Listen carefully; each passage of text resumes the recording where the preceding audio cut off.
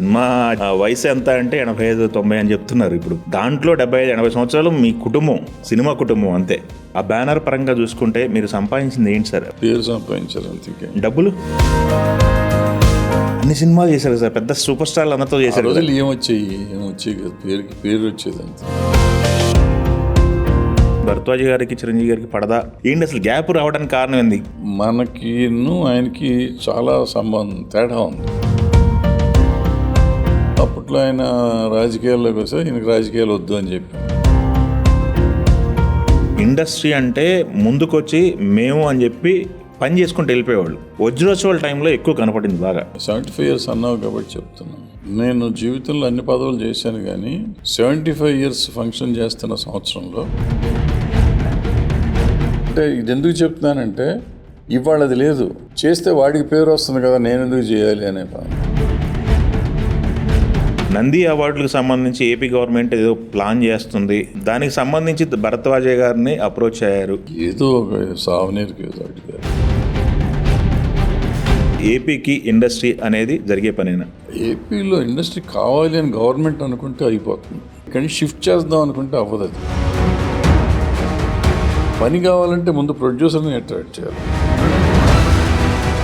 హీరోలు మారాలి, హీరోల రెమ్యునరేషన్ మారాలి అనేది పెద్ద డిబేట్ సార్. హీరోలు ఎందుకు మారాలి? హీరో పేరు మీదే కదా మనం బిజినెస్ చేస్తున్నాం. 12 సంవత్సరాల తర్వాత ప్రొడక్షన్ అంటే, ప్రొడక్షన్లో ఈ 12 సంవత్సరాలు వచ్చి మార్పులు అంటే ఏం చెప్తారు సార్ మీరు? ఒక ఆర్టిస్ట్ చూసాము, 24 మంది అసిస్టెంట్లు వచ్చారు. 24 మంది ఏం చేస్తారు అని మనం లెక్కేసుకుంటే, విదూషకులని ఉండేవారు కదా రాజులకు పూర్వకాలం. అవునవును, వాళ్ళు ఉంటారు. సినిమాకి ఎందుకు వెళ్ళట్లేదంటే మీరు ఏం చెప్తారు సార్? మార్నింగ్ షో మ్యాట్ని కంటిన్యూస్గా 2 సినిమాలు చూసి ఇంటికి వచ్చేవాడిని. ఇప్పుడు వెళ్ళట్లా. ఎందుకు? వై? డబ్బులే. ఇంత డబ్బులు ఖర్చు పెట్టలేము. ఓ సినిమా రిలీజ్ అయితే నేను 1000 రూపాయలు ఖర్చు పెట్టాలి నేను వెళ్ళాలంటే. ఎన్ని వేలు పెట్టగలం మనం? రేట్లు పెంచడం తప్పంటా నేను. మీరు పెట్టే డబ్బుల్లో 80% మీరు రికవరీ బయట చేసేస్తున్నారు. ఈ థియేటర్కల్లో కూడా నువ్వు ఇంక జనాన్ని హింస పెట్టాలనుకోవటం ఎంతవరకు న్యాయం అని నేను అడుగుతాను. అంతపురం టైంలో మీకు కృష్ణవంశీ గారికి ఏదో రప్చర్ జరిగింది అనేది విన్నాను. ఈ క్రియేటివ్గా ఉన్న జీనియస్ డైరెక్టర్లతో ప్రాబ్లం ఏంటంటే, కృష్ణవంశీ క్రియేటివ్ డైరెక్టర్, డెఫినెట్గా వాళ్ళకి కూడా నెంబర్ 1 డైరెక్టర్ తెలుగులో అంటే అతనే నా ఉద్దేశం.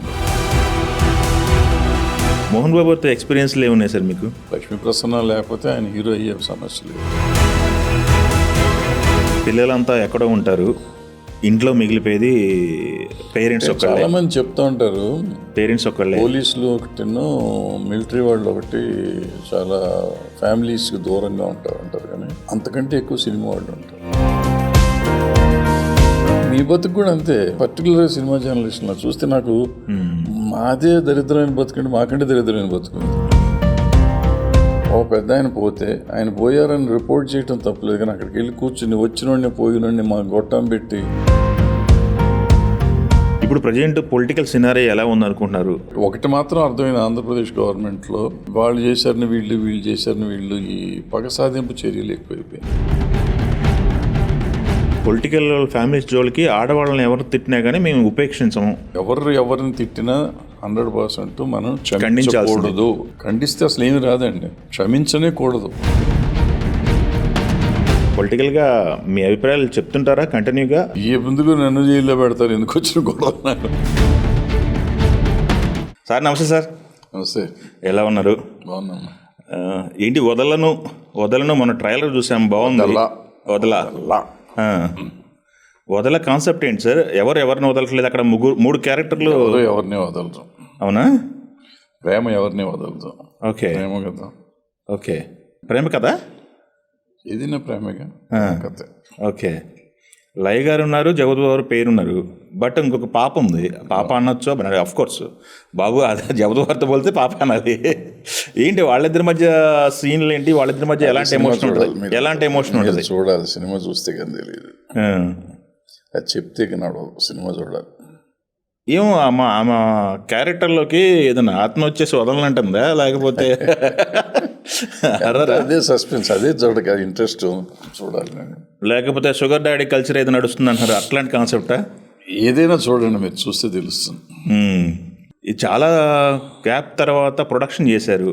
ఏంది ప్రొడక్షన్ చాలా రోజుల తర్వాత ఈ సినిమా తీయడానికి కారణం ఏంటండి? ఆయన ప్రొడ్యూసర్ గారు వచ్చారు, డబ్బులు పెట్టి ఆయనకి నచ్చింది, ఆయన చేద్దాం అన్నారు, నాకు నచ్చింది, చేసాం. చలచిత్ర బ్యానర్ పైన చిత్ర బ్యానర్ మీదే కావాలని ఇన్సిస్ట్ చేశాడు. మనకేం నాది ఏం లేదు, ఆయన ఇన్సిస్ట్ చేశారు, నేను చేశాను. ఓకే. ఆ ప్రొడక్షన్లో దాదాపు 13-14 సంవత్సరాల తర్వాత అనుకోరు కదా? 12 సంవత్సరాలు. 12 సంవత్సరాల తర్వాత ప్రొడక్షన్ అంటే, ప్రొడక్షన్లో ఈ 12 సంవత్సరాలు వచ్చిన మార్పులు అంటే ఏం చెప్తారు సార్ మీరు? పెద్ద మార్పులు, టెక్నాలజికల్గా మార్పులు వచ్చినాయి కానీ ప్రొడక్షన్ స్టైల్ అదే ఉంది, ఏం మారలేదు. ఓకే. అంటే టెక్నాలజికల్గా మారింది, కెమెరాలు మారినాయి, లైట్లు మారినాయి, మనకి ఉండే ఫెసిలిటీస్ మారినాయి, జనం మారారు. అంటే టెక్నాలజీగా మారింది కానీ అదే స్టైల్ కదా, అదే ఇప్పుడు అంతకుముందు ఫిల్మ్లో తీసేవాళ్ళం, ఇప్పుడు డిజిటల్గా తీస్తున్నాం. ఓకే. అప్పుడు ఎడిటింగ్ చేసేవాళ్ళం, అప్పుడు మూవీ వాళ్ళ మీద ఎడిటింగ్ చేసేవాళ్ళం, ఇప్పుడు ఆవిడ మీద ఎడిటింగ్ చేస్తున్నాం. ఓకే. అప్పుడు అతికిచ్చేవాళ్ళం, ఇప్పుడు అతికించకుండా కట్ పేస్ట్ చేస్తున్నాం. సో ఏదైనా ఒకటే అవుతుంది. ఓకే. అప్పుడు రీరికార్డింగ్ చేసేవాళ్ళం, ఇప్పుడు రీరికార్డింగ్ చేస్తున్నాం. సో టోటల్గా డిజిటలైజ్ అయింది అంతే. ఇప్పుడు సుఖాల దగ్గరికి వచ్చేటప్పటికి అప్పుడు మనం అవుట్డోర్ చేసామనుకో, చెట్టు చాటుకి వెళ్ళి బట్టలు మార్చుకొచ్చేవాళ్ళం. ఇప్పుడు మనకు కార్వాన్లు వచ్చినాయి, కార్వాన్లో చేస్తున్నాం. మనకి ఎక్కడ ఇండోర్ వచ్చినా ఏసీలో చేసే, అప్పుడు ఎండకి వానకి బయటే కూర్చుని కార్వాన్ అనేది ఉండేది కదా, అక్కడ ఎక్కడ చెట్టు నీడ వస్తే అక్కడ కూర్చొని పని చేసుకునేవాళ్ళం. ఇవాళ అందరికీ కార్వాన్లు వచ్చినాయి, అటు సుఖాలు వేరి. ఇంతకుముందు నలుగురికి గెలిపి ఒక కెమెరామ్యాన్ ఉండే, ఒక మేకప్ మ్యాన్ ఉండేవాడు, హెయిర్ డ్రెస్సర్ ఉండేవారు. ఇప్పుడు ఒక్కొక్కరికి ముగ్గురు ఉంటున్నారు. ఇంతకుముందు అందరూ ఒకే కారులో వచ్చేవారు, ఇవాళ ఒక్కొక్కళ్ళు ఒక్కొక్క 2 కారులో వస్తారు. కాన్వాయ్ వస్తుందంటారు ఆర్టిస్టులకు, ఒక కాన్వాయ్. అంతకుముందు ముగ్గురు హీరోయిన్లు ఉంటే ముగ్గురు ఒక కారు ఎక్కి వచ్చేవారు. హీరోయిన్లు కూడా ఇప్పుడు అట్ట రారు కదా. హీరోయిన్ టాపిక్ వచ్చింది కాబట్టి లేటెస్ట్గా ఒక వీడియో చూశాను సార్. కాటగడ ప్రసాద్ గారు ఇది మాట్లాడారు, కల్కిలో దీపికా పదుకొనే గురించి మాట్లాడుతూ, రెమ్యూనరేషన్ కాక దాదాపు ఒక ఫ్లైట్ టికెట్లో ఒక 10-15 ఫ్లైట్ టికెట్లు, 2 సూట్ రూములు, 2.5 లక్షలు అసిస్టెంట్లకు ఖర్చు అవుతుంది, ఇవన్నీ మాట్లాడారు. అది వాస్తవం అంటారు ఇప్పుడున్న పరిస్థితుల్లో? నాకు తెలియదు, బట్ ఎక్కువ జరుగుతున్న మాట మాత్రం వాస్తవం. అబ్నార్మల్గా ఉన్నాయి ఆ రెమ్యూనరేషన్స్ కానీ, జనం కానీ అబ్నార్మల్గా ఉంది. Cost of production day wise వచ్చి ప్రొడక్షన్ ఎక్కువైపోయింది, చాలా పెరిగిపోయింది. ఇటువంటి అటు మూలం చాలా పెరిగిపోయింది. అందుకే ఒక ఆర్టిస్ట్ చూసాం, 24 మంది అసిస్టెంట్లు వచ్చారు.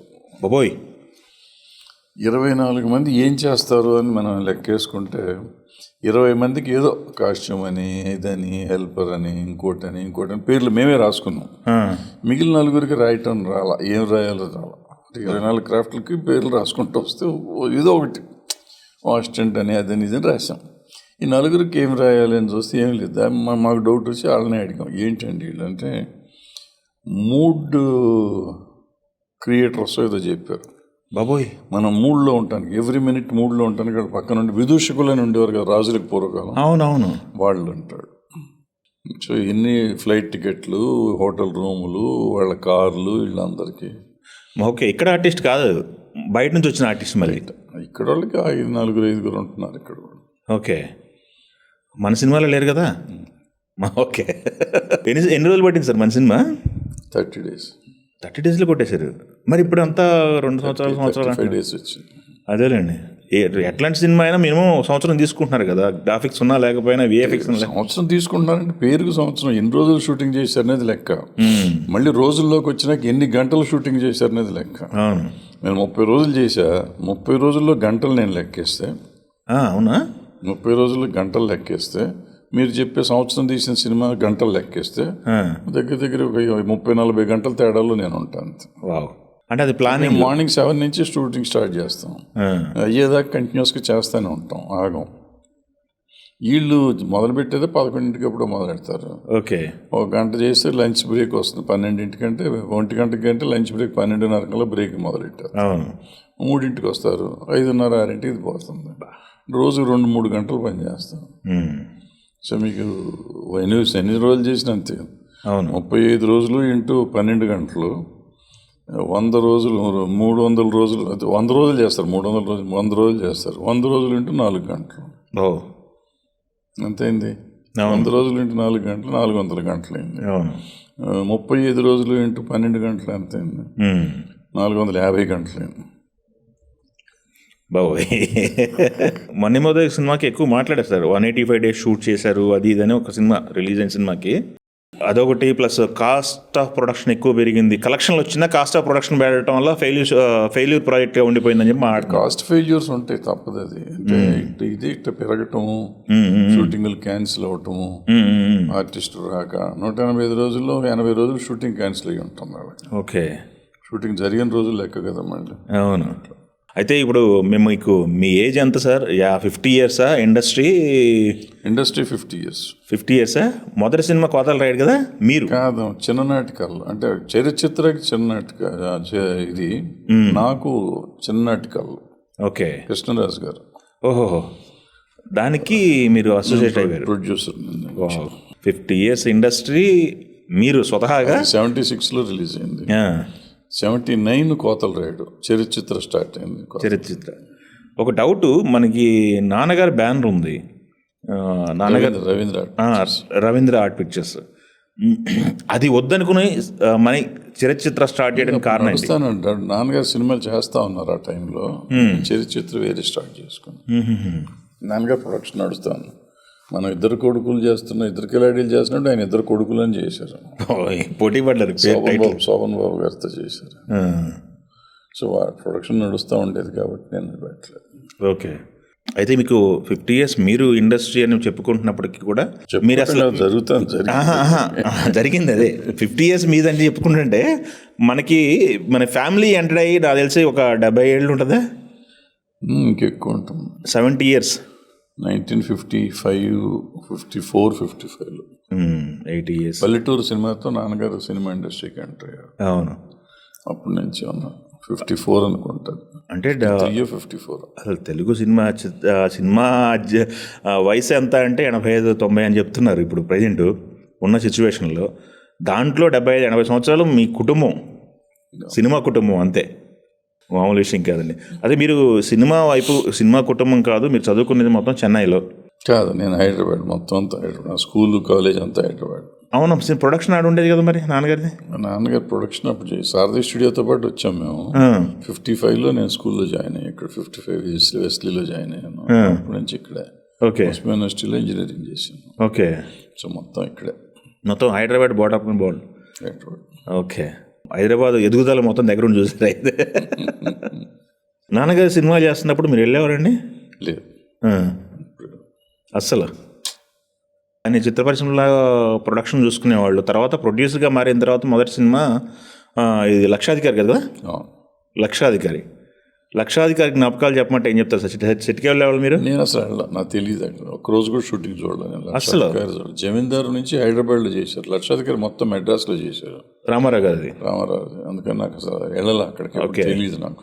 ఓకే, లక్షాధికారి షూటింగ్ చూడలేదు అసలు. జమీందారు నుంచి ఇక్కడ కాబట్టి ఎప్పుడన్నా ఎవరన్నా గెస్ట్లు వస్తే తీసుకెళ్ళినప్పుడు వెళ్ళటం తప్ప జనరల్గా షూటింగ్కి వెళ్ళటం అలవాట్లేదు నాకు. ఓకే, ఎవరిని వస్తే చూపించాలని ఇంట్లో వాళ్ళు చుట్టాలు వాళ్ళు వస్తే తీసుకెళ్తాను. ఓకే, రామారావు గారు తీసిన ఒకసారి సినిమా అనుకుంటు కదా? ఓకే, తర్వాత ఎందుకు జరగలేదు అనేది ఏమైనా ఆలోచన ఏమైనా ఉందా? రీజన్ ఏమైనా ఉందా? అలా జరిగిపోయింది? లేదు, ఇక్కడ కంటిన్యూస్ నాగేశ్వర గారితో సినిమాలు చేస్తూ ఉన్నాం కాబట్టి. నాగేశ్వర గారు దాదాపు 4 సినిమాలు అనుకుంటు కదా?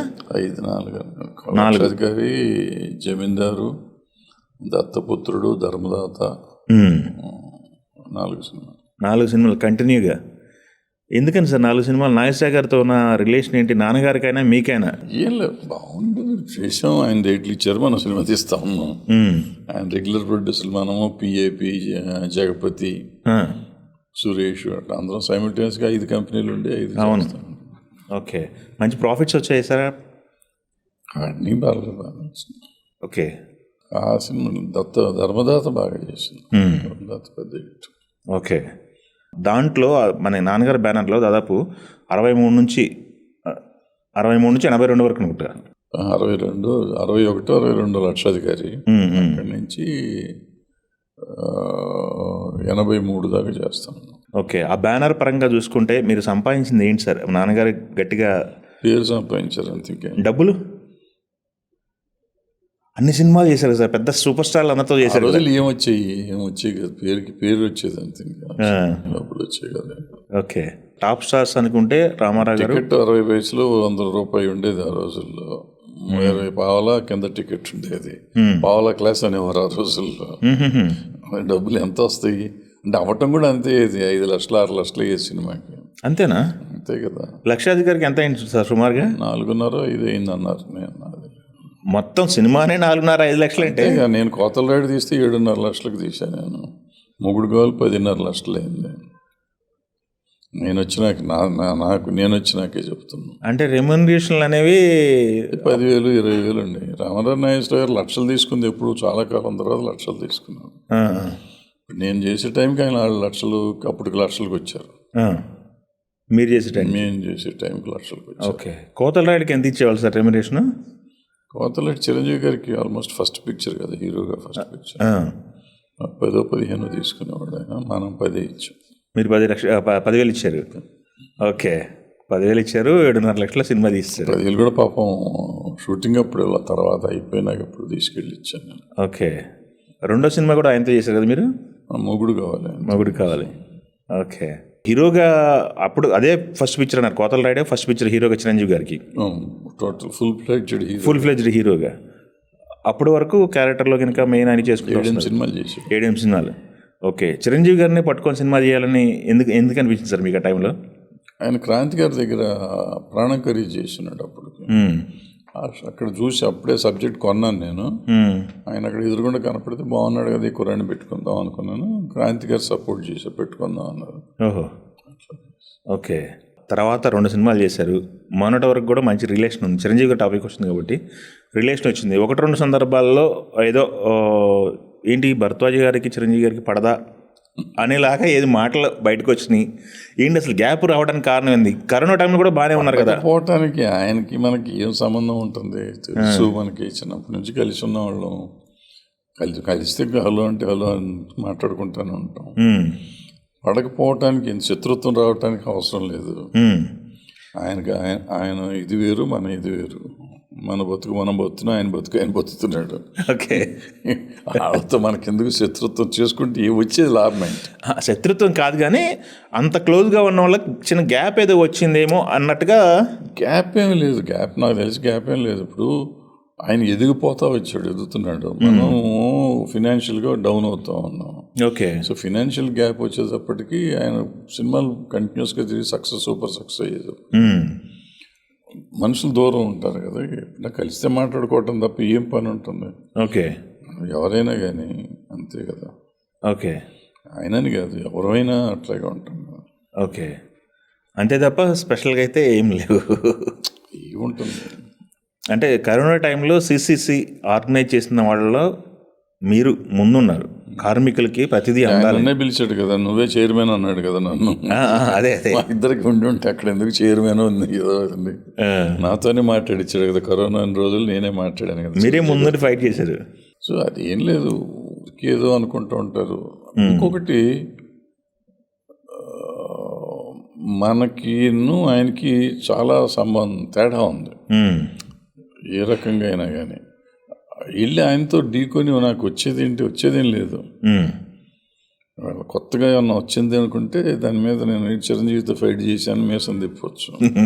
ఏముంటుంది? ఏం లాభం లేదు కదా, లాభం లేని యుద్ధం అనవసరం. అదే పర్పస్ లేని యుద్ధం చేయకూడదు. ఓకే, బట్ ఏంటంటే ఊరికే అనుకుంటే మనకేంటంటే ఊరికి ఏదో ఒకటి అనుకోవాలి కాబట్టి అనుకుంటాం.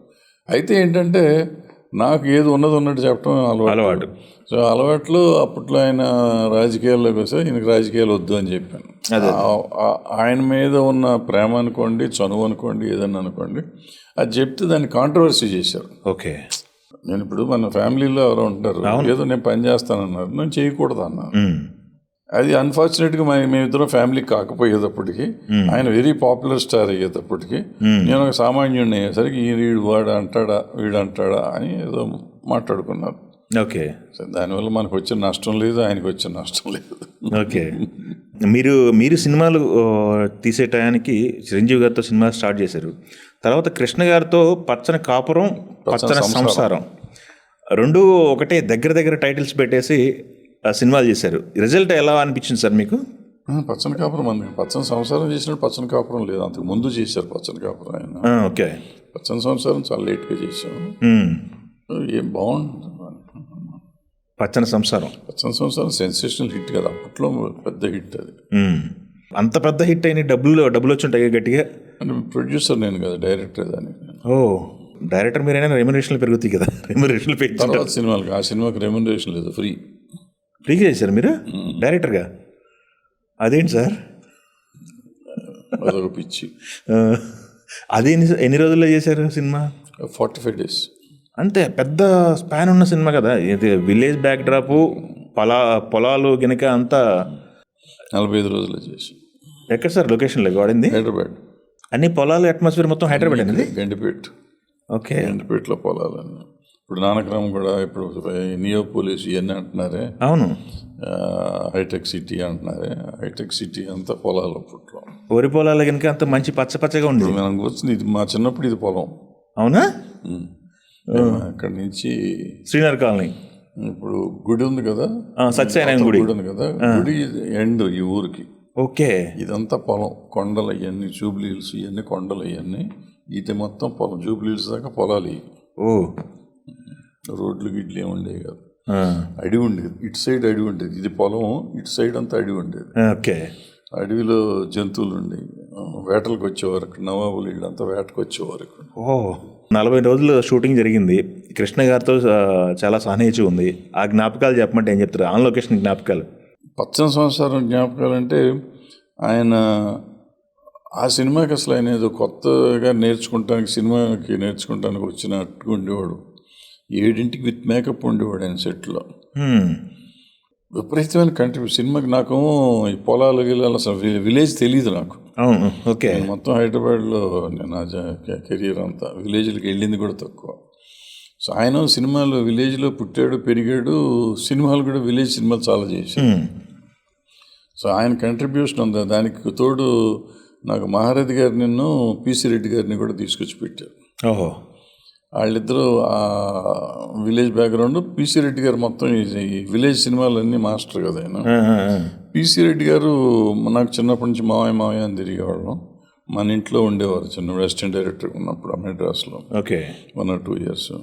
సో అట్లా చనువు ఉండేది. ఓకే. సో ఆయనను మహారాజు గారు నాకు స్క్రిప్ట్ సైడ్ కంట్రిబ్యూట్ చేశారు. అఖిల్ గారిది కథ మొత్తం, డైలాగ్ కూడా ఆయనే. బట్ వీళ్ళ సైడ్ నుంచి నాకు ఇన్పుట్స్ ఇస్తూ ఉండేవారు. కృష్ణ గారు కూడా చాలా ఫుల్గా కోఆపరేషన్. 7 విత్ మేకప్ ఉండేవారు ఆయన. ఎప్పుడు లేదనమాట. ఓకే. సో బ్రహ్మాండంగా చేశారు ఆయన. కొత్త స్టూడెంట్ లాగా ఉండేది, చెప్పింది తినేవాడు. నేను నాకు భయపడ్డాను కృష్ణ గారితో. అంటే నేను అప్పటికి పెద్ద ఫ్లాప్ డైరెక్టర్ని. అంతకుముందు పెద్ద ఫ్లాప్ ఇచ్చున్నాం, సినిమాలు లేవు నాకు. ఓకే. ఆయన 2 ఏళ్ల నుంచి మేకప్ వేసుకోలేదు. ఓకే. నేను స్టార్ట్ కట్ చెప్పలేదు, ఆయన మేకప్ వేసుకోలేదు. ఇద్దరం కలిసి సినిమా చేస్తున్నాం. బట్ ఆయన వీడు ఫ్లాప్ డైరెక్టర్, నేను పెద్ద హీరోని కదా అని ఎప్పుడు అనుకోలేదు. ఆ రెస్పెక్ట్ నాకు ఎప్పుడు ఇచ్చాడు. నేను ఏది కావాలంటే అది చేసాడు ఆయన. ఓకే. ఇది కాదు ఇట్లా చేయకూడదు అనే మాట అనలా. బయట సీన్లు చేసేటప్పుడు ఇట్లా చేయాలని సీన్లు మాట్లాడుకోవటం కదా, కానీ సెట్లో ఒక్కరోజు కూడా ఏంటిది, ఎందుకు ఇట్లా చేస్తున్నావు అని అడగల. అండ్ అంత గౌరవంగా ఉండేవాడు. Great man. Okay. Of course మీరు సూపర్ స్టార్ అన్నారు, మీరు సినిమాలు చేశారు. బట్ మొన్నటి వరకు సినిమాలు చేశారు ఆయన లాస్ట్ బ్రెత్ వరకు సినిమాలు చేశారు. ఎక్కడ చూసినా ఇద్దరికి ఎక్కడ కనపడ్డా మంచి ర్యాపో ఉండేది. మేము చూసాం. ఆయన ఈ మొన్నటి వరకు ఉన్నాడు కాబట్టి మా జనరేషన్ కూడా ఆయన తెలుసు కాబట్టి.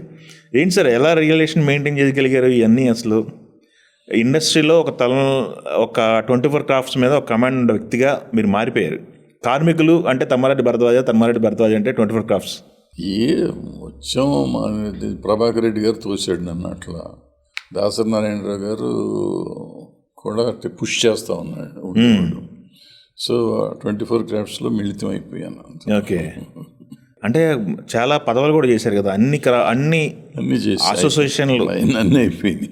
అన్ని అసోసియేషన్లు చేశారు కదా. ఉన్నదన్నట్టు మాట్లాడతారు, బట్ శత్రువులు ఎక్కువ మంది ఉంటారు. ఉన్నట్టు మాట్లాడితే అంటారు. కానీ మీరు చూస్తేనేమో మీరు చేసిన రోల్స్ ఏమో అందరినీ ఒక నాయకుల్లాగా. కొంతమందికి ఉంటుంది. అదృష్టం నాకేంటంటే తక్కువ మంది శత్రువులు. ఉమ్, ఇష్టం లేకపోతే కొంచెం ముఖం మార్చి తిప్పుకుని వెళ్ళిపోయేవాళ్ళు ఉంటారు, ఇప్పుడు కూడా ఉంటారు. ఉమ్, కొంతమందికి నా మీద శత్రుత్వం పెంచుకున్న వాళ్ళు ఉన్నారు, లేరని నేను అన్నాను. ఉమ్, బట్ చాలా తక్కువ పర్సంటేజ్, ఉమ్. చాలా తక్కువ పర్సెంట్. ఓకే. అంటే ఒక ఒక మీరు కావచ్చు, లేకపోతే దాసనారాయణరావు గారు కావచ్చు, ఇలా ఒక టీం ఉండేది. ఇండస్ట్రీ అంటే ముందుకొచ్చి మేము అని చెప్పి పని చేసుకుంటూ వెళ్ళిపోయేవాళ్ళు. పెత్తనం చేసేవాళ్ళు ఎవరన్నా పని మట్టికి చేసుకుంటూ వెళ్ళిపోయేవాళ్ళు. అది వజ్రోత్సవాల టైంలో ఎక్కువ కనపడింది బాగా. 75 years cinema industry celebrations, Telugu cinema industry celebrations అంటే వావ్ అనేలాగా చేశారు. ఇప్పుడు 100 yearsకి సెలబ్రేషన్స్ అని మాట్లాడితే ఎవరు కనపడుతున్నారు? అసలు జరుగుతాయా? నీకు 75 years అన్నావు కాబట్టి చెప్తున్నాను. ఆ, నేను జీవితంలో అన్ని పదవులు చేశాను, కానీ 75 years ఫంక్షన్ చేస్తున్న సంవత్సరంలో ఉమ్, నేను ప్రొడ్యూసర్ కౌన్సిల్కి ప్రెసిడెంట్ అవ్వాలనుకున్నా. ఉమ్, ఉమ్, నామినేషన్ కూడా వేసాను. ఉమ్, వేసినాక రకరకాల పరిస్థితుల్లో నన్ను వద్దు అని చెప్పి వేరే వాడిని ఎవరినో చేశారు. ఉమ్, ఉమ్, ఉమ్. ఇండస్ట్రీలో ఉన్న పెద్దలంతా మాట్లాడి కాదు అన్నారు. నా మెంటాలిటీకి కానీ దీనికి కానీ నేను అన్ని దూరంగా ఉండాలి. ఉమ్, ఆ వచ్చిన వాళ్ళు అన్నయ్య మీరు వచ్చి ఇక్కడ పని చేయాలన్నయ్య అని వాళ్ళు అడిగారు. ఉమ్, నేను కూడా వీళ్ళు నన్ను కాదన్నారు కదా, వీళ్ళకి ఎందుకు చేయాలి నేను అనుకోలేదు. నేను కూడా వీళ్ళు పని చేశాను. ఉమ్. అండ్ నాతో పాటు రేలంగి నరసింహారావు గారు, శోభన్ చచ్చిపోయాడు కదా, శోభన్ గారు, శోభన్ గారు, ఏడిది రాజా గారు, వీళ్ళందరూ అసలు నాతో కలిసి చేశాం. అండ్ వండర్ఫుల్ చేసాం ఆ రోజు. మాత్రాన్ని కల్చరల్ ప్రోగ్రామ్ మొత్తం మా కంట్రోలే. యాంకరింగ్ పార్ట్, కల్చరల్ ప్రోగ్రాము, 3 రోజులు కల్చరల్ ప్రోగ్రామ్ మాదే. అవును, 3 days. 3 days. అండ్ ఆర్టిస్టులు కూడా అట్లాగే మాకు సహకరించారు. సో అంటే ఇది ఎందుకు చెప్తున్నానంటే, ఇవాళ అది లేదు. ఇవాళ నువ్వు కాంటెస్ట్ చేస్తానంటే నేను వద్దన్నా అనుకో, ఇక నువ్వు నేను శత్రువులమే. ఇక అక్కడి నుంచి నువ్వు చేసే పనికి అన్నిటికీ నేను అడ్డం పడుతాను. ఓకే. ఆ రోజున అది లేదు. ఆ రోజున ఏంటంటే అందరం పనిచేయాలి. 75 years ఇండస్ట్రీ ఇది ఒక గౌరవప్రదమైన ఒక ఫంక్షన్ జరుగుతున్నప్పుడు మనం అందరం గౌరవంగా పనిచేయాలి అనుకుంటాం. ఇవాళ చేస్తే వాడికి పేరు వస్తుంది కదా, నేను ఎందుకు చేయాలి అనే ఓకే, మెంటాలిటీ మారిపోయింది, మొత్తం మారిపోయింది. ఓకే, ఎవరికి పేరు వస్తే ఇండస్ట్రీ కదా, ఇండస్ట్రీ కోసం చేస్తున్నాం మనం. పలానా వాడు చేశాడని ఎవరు చెప్పరు. ఇప్పుడు 70 సంవత్సరాలు అంటారు, ఎవరు అప్పుడు ఉన్నారంటే మీకు ఎవరికైనా గుర్తుందా? ఎవరికి గుర్తులేదు. అదే అక్కడ రోల్ చూసుకుంటే కూర్చున్న వాళ్ళు మొత్తం ఇండస్ట్రీలో ఉన్న చిన్న పెద్ద అని తేడా లేకుండా అందరినీ తీసుకొచ్చాం, అందరూ వచ్చారు, అందరినీ కలుపుకున్నాం. స్టార్ల దగ్గర నుంచి కంప్లీట్ ఇండస్ట్రీని తీసుకొచ్చాం. సౌత్ ఇండియన్ స్టార్స్ మొత్తం వచ్చారు, రజనీకాంత్ సహా అందరిని తీసుకొచ్చాం. మాట్లాడాం, అందరితో మాట్లాడి తీసుకొచ్చాం. ఎస్. ఇప్పుడు అలాంటి సిచ్యువేషన్ మన ఇండస్ట్రీలో కుదిరే అవకాశం ఉందా? ఏదైనా ప్రోగ్రామ్ చేయాలి, ఏదైనా తలపెట్టాలంటే అసలు కలిసి వస్తారా? కష్టం. వస్తారు, రాకేమవుతుంది, కానీ శ్రమ పడాలి. ఇప్పుడు చిరంజీవి గారు లాంటి వాళ్ళు తెలుసుకోవాలి. ఇప్పుడు మొత్తం కంకణంగా చిరంజీవి గారు, బాలకృష్ణ గారు కలిసి ఇక హోరాహోరీ పోరాటం చేస్తే జరుగుతుంది. ఓకే, జరుగుతుంది. పోరాటానికి కాదు, బట్ స్ట్రెయిన్ అవ్వాలి. అదే ఇప్పుడు ఏమవుతుందంటే, ఇప్పుడు మా పొట్టోళ్ళం అయితే మాకేమీ బ్యాగేజ్ లేదు. అవును, వాళ్ళకి ఒక సూపర్ 2 పెద్ద స్టార్లు వాళ్ళిద్దరూ కలిసి వీళ్ళందరికీ ఫోన్ చేయాలంటే రకరకాల ఇబ్బందులు ఉంటాయి. అయినా చేయాలంటే చేయాల్సిన పరిస్థితి వచ్చినప్పుడు కలిసి చేస్తే డెఫినెట్గా అవుతుంది. ఓకే, బ్రహ్మాండంగా అవుతుంది. Okay, super sir. నంది అవార్డులకు సంబంధించి ఏపీ గవర్నమెంట్ ఏదో ప్లాన్ చేస్తుంది, దానికి సంబంధించి భరద్వాజ గారిని అప్రోచ్ అయ్యారు అనేది వినపడుతుంది, అది నిజమేనా? ఏదో ఒక సావనీరుకి ఏదో అడిగారు, అంతేనా? ఓకే, గవర్నమెంట్ నుంచి ఇంకా రాలేదు. ఓకే, గవర్నమెంట్ ఇంకా అడగలేదు. ఓకే. మొన్న ఈ మధ్య ఒక సినిమా ఓపెనింగ్ జరిగింది, బాలకృష్ణ గారిది, అమరావతిలో వెళ్ళి చేశారు. ఓకే. ఇండస్ట్రీకి సంబంధించి ఆల్ క్రాఫ్ట్స్ డెవలప్మెంట్స్ జరగాల్సిన పరిస్థితి ఉంది ఆంధ్రప్రదేశ్లో ఇండస్ట్రీ మనుగడ ఉండాలి ఇక్కడ కూడా అని చెప్పి మాట్లాడారు. ఎఫ్డీసీ సంబంధించి కొన్ని కమిటీలు వేశారు. దానిపైన మీ అభిప్రాయం ఏంటి? ఏపీకి ఇండస్ట్రీ అనేది జరిగే పనేనా? ఏపీలో ఇండస్ట్రీ కావాలి అని గవర్నమెంట్ అనుకుంటే అయిపోతుంది. ఇండస్ట్రీ కావాలని గవర్నమెంట్ అనుకుంటే మ్మ్. వస్తుంది, బట్ అంటే ఇక్కడి నుంచి షిఫ్ట్ చేద్దాం అనుకుంటే అవ్వదు. అది ఓకే. షిఫ్టింగ్ అనేది కుదిరే పని కాదు. ఎవరు ఇక్కడి నుంచి వెళ్ళరు. వెళ్ళి ఇక్కడ వాళ్ళు ఇప్పుడు మనం వెళ్ళి ఎక్కడెక్కడికి వెళ్ళి షూటింగ్. ఇప్పుడు ఎగ్జాంపుల్ నేను భోపాల్ వెళ్ళి చేసుకొచ్చే సినిమా మొత్తం సినిమా అంతా భోపాల్ వేసారా? మొత్తం భోపాల్ 100% తీసాను. ఇప్పుడు 100% ఏ వైజాగ్లోనూ ఇక్కడ బేసవాడలోనూ ఇంకో చోట చేసేవాడు. ఓకే. సింపుల్. ఓకే. అది ఎక్కడ చేసినా ఒకటే నాకు సినిమా. భోపాల్లో చేయాల్సిన సినిమా కదా వైజాగ్లో చేయొచ్చు, గుంటూరులో చేసి, బేసవాడలో చేసి. వై భోపాల్? సబ్సిడీ ఇస్తున్నారు నేను. ఓకే. అట్లాగే ఇక్కడ సబ్సిడీ ఇస్తున్నారు అంటే ఇక్కడికి వెళ్ళి చేసేవాళ్ళం. ఏపీకి సబ్సిడీ వెళ్తుంది. ఓకే. సో ఇట్లా కొన్ని చేస్తే ఇన్సెంటివ్స్ ఇస్తే నువ్వు మనకి ఒక 4-5 years లోపల ఇండస్ట్రీ షిఫ్ట్ అంటే ఒక పార్ట్ ఆఫ్ ఇండస్ట్రీ ఉంటుంది అక్కడ. ఇప్పుడు మీరు అంటున్నారు కదా క్రాఫ్ట్స్ డెవలప్మెంట్ అవన్నీ. అవును. వాళ్ళకి పని లేకుండా ఏం చేస్తావు నువ్వు? క్రాఫ్ట్స్ అని డెవలప్ చేస్తావు. అవును. పని కావాలంటే ముందు ప్రొడ్యూసర్ని అట్రాక్ట్ చేయాలి. ప్రొడ్యూసర్ సినిమా తీసేవాళ్ళని కావాలి. సినిమా తీసేవాళ్ళని క్రియేట్ చేసుకుంటే వర్కర్స్ ఆల్రెడీ ఉన్నారు. మనకు వైజాగ్లో ఆల్రెడీ మా యూనియన్లు అన్నీ ఉన్నాయి. అక్కడ వైజాగ్లో ఉన్నాయి. వైజాగ్లో అన్ని యూనియన్లు ఉన్నాయి. వైజాగ్లో రికార్డింగ్ థియేటర్స్ ఉన్నాయి, డబ్బింగ్ థియేటర్స్ ఉన్నాయి, స్టూడియో ఉంది అక్కడ. ఓకే. సో డెవలప్డ్ అక్కడ ఉంది. ఓకే. మనకు అంతకుముందు 30% సినిమాలు అక్కడ జరిగాయి. ఇప్పుడు అంత లేదు కానీ 15-20% జరుగుతున్నాయి. ఓకే. అది కాకుండా ఇన్సెంటివ్స్ ఇస్తే నాకు తెలిసి ఇంకో 20-30% పెరుగుతుంది. అంటే ఆల్మోస్ట్ 40% సినిమాలు అక్కడ జరుగుతాయి. ఓకే. ఇన్సెంటివ్స్ అంటే ట్యాక్స్ ఎగ్జంప్షన్ ఎట్లా? మీరు ట్యాక్స్ ఎగ్జంప్షన్ ఇవ్వచ్చు, సబ్సిడీలు ఇవ్వచ్చు, పర్మిషన్స్ ఇంకో రకంగా చేయొచ్చు. రకరకాలు ఉంటాయి. మనం చేసేదాన్ని బట్టి ఇన్సెంటివ్స్ చేసుకుంటూ అవుతుంది. ఓకే. ఇంకొకటి ఎక్కువ ఇండస్ట్రీలో ఇన్ డెప్త్ వెళ్తే ఇండస్ట్రీలో ఎక్కువ టాపిక్స్ రన్ అవుతుంది. హీరోలు మారాలి, హీరోల రెమ్యునరేషన్ మారాలి అనేది పెద్ద డిబేట్ సార్. ఇది జరిగే పని అంటారా? హీరోలు మారటం ఎందుకు మారాలి? హీరో పేరు మీదే కదా మనం బిజినెస్ చేస్తున్నాం. రెమ్యునరేషన్ మీరు ఇంతకుముందు మాట్లాడారు. రామారావు గారు, నాగేశ్వర గారు ఉన్న టైంలో అదిగో చిరంజీవి గారికి మీరు 10,000 రెమ్యునరేషన్ ఇచ్చారన్నారు. బట్ ఇప్పుడు కోట్లు అయిపోయినాయి, ఒక 70-80 కోట్లు. ఇంకొక పాన్ ఇండియా మీరు తీసుకోవాల్సింది ఏంటంటే, చిరంజీవి గారి పేరు ఇస్తారు కాబట్టి చిరంజీవి గారికి ఆయన హీరోగా ఉన్న టైంలో 17,000-20,000 తీసుకుంటున్న టైంలో 10,000 ఇచ్చాను కదా. ఇవాళ కొత్తగా వచ్చిన హీరో ఆయన ప్రభాస్ గారు 100 కోట్లు కదా నాకెంత ఇస్తాం అనే మాట అంటున్నాడు. అసలు ఇప్పుడు చిరంజీవి గారు ఎన్టీ రామారావు గారితో పోటీ పడి ఆయనకి ఎంత ఇస్తున్నారు నాకు అంత ఇవ్వండి అనలేదు, లేకపోతే దానితో పోటీ చేసి ఇంత అనలా. అప్పుడు అనలేదు. ఆ రోజు చిరంజీవి గారు ఆ రోజున ఎంత ఉంటే అంత తీసుకుందాం, ఎంత ఇస్తే అంత ప్రొడ్యూసర్లో సుఖం చూసి ఆలోచించే తీసుకున్నారు. ఆయన డిమాండ్ చేయలే. ఇవాళ వచ్చే హీరోలు అట్ట కాదు, కొత్త వాళ్ళు. అసలు ఎవరు డైరెక్టర్ని పెడుతున్నావు, ఎవరు హీరోయిన్ పెడుతున్నావు, ఎంత ఇస్తారు రెమ్యునరేషన్ మాట్లాడుతున్నారు. అసలు సినిమా తీయటం ఎక్కువ అనుకునే రోజుల్లో నీతో సినిమా తీయటం ఎక్కువ. ఓకే. అది తేడా. ఓకే. ఇప్పుడు అదేలేండి, పాన్ ఇండియా సినిమాలు ఒక 200 కోట్లు 300 కోట్లు రెమ్యునరేషన్ అని మాట్లాడుతున్నారు.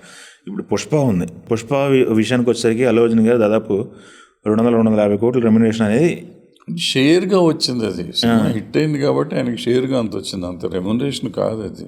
షేర్ తీసుకున్నారు, షేర్గా వచ్చింది అది. ఓకే. రెమ్యునరేషన్ ఎట్లా అవుతుంది? షేర్ వచ్చింది కాబట్టి నాలాంటి పని లేని వాళ్ళకి ఏమంటే రెమ్యునరేషన్ అంత ఇచ్చేసారంట. రెమ్యునరేషన్ అంత కాదు, ఇట్ వాజ్ ఏ షేర్.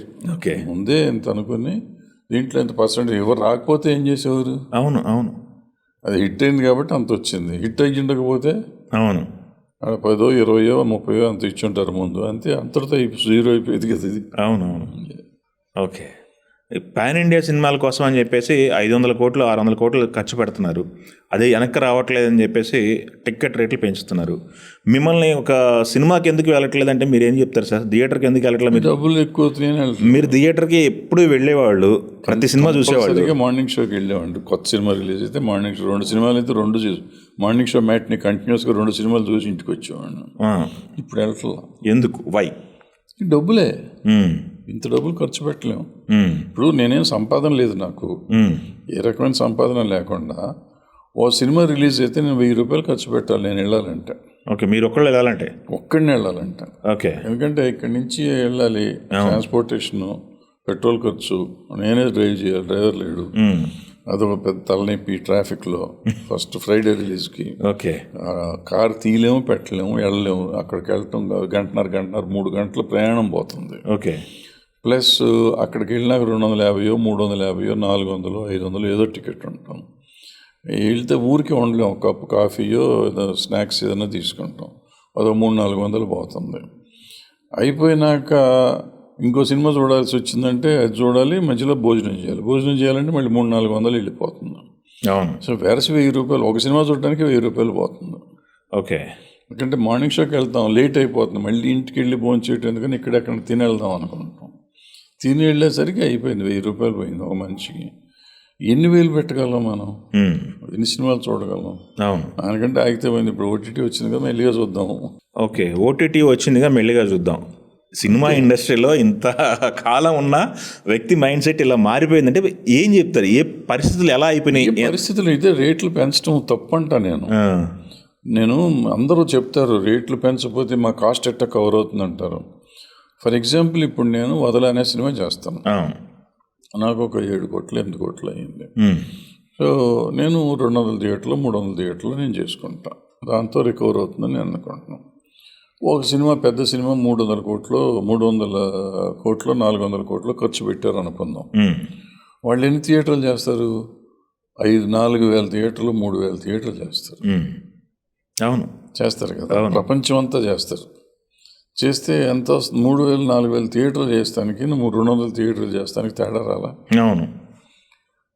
అంటే 12 చేస్తున్నారు. అవును, అయిపోయింది. ఓకే. నీ డబ్బులు వస్తున్నాయి కదా. ఓకే. ఎందుకు రావు?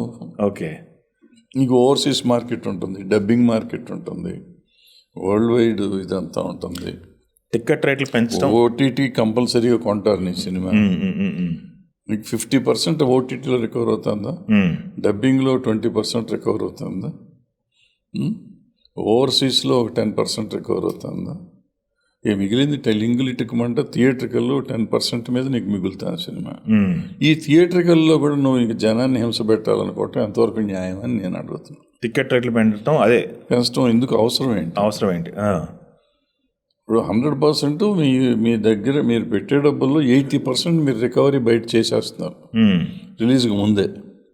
20% థియేట్రికల్ ఉంటుంది, 10-20%. 20% కూడా పూర్తిగా 10-20%. సో మీకు వద్దనుకున్న మీ సినిమా 3 రోజులు ఫుల్ అవుతుంది. మీ సినిమా ఫ్లాప్ అనుకున్న సినిమా కూడా 3 రోజులు ఫుల్ అవుతుంది పెద్ద సినిమాలు. అంటే నీకు ఎంత లేదనుకున్నా కానీ ఇన్ని థియేటర్లు చేసినాక 100 కోట్లు అనేది వచ్చేస్తుంది. 50-100 కోట్లు. మీరు ఈ మధ్యకాలంలో తీసుకుని పెద్ద పెద్ద సినిమాలు ఫ్లాప్ అయినాయి, ఏది 50-60 కోట్లకి తక్కువ చేయలే ఫ్లాప్ సినిమా కూడా. సో 60 కోట్లు వచ్చేస్తుంది. ఇక్కడ 80% రికవర్ అయింది, 60 కోట్లతో నీకు ఫుల్ అయిపోయింది, డబ్బులు వచ్చేసినాయి. ఫ్లాప్ అయితే కూడా 60 కోట్ల పైన వచ్చేది లాభమే నీకు. ఓకే. లేదు 60 కోట్లు కూడా నాకు ఇంకంతకంటే ఎక్కువైందంటే 15-20 కోట్లు పోతే పోతుంది. ఓకే.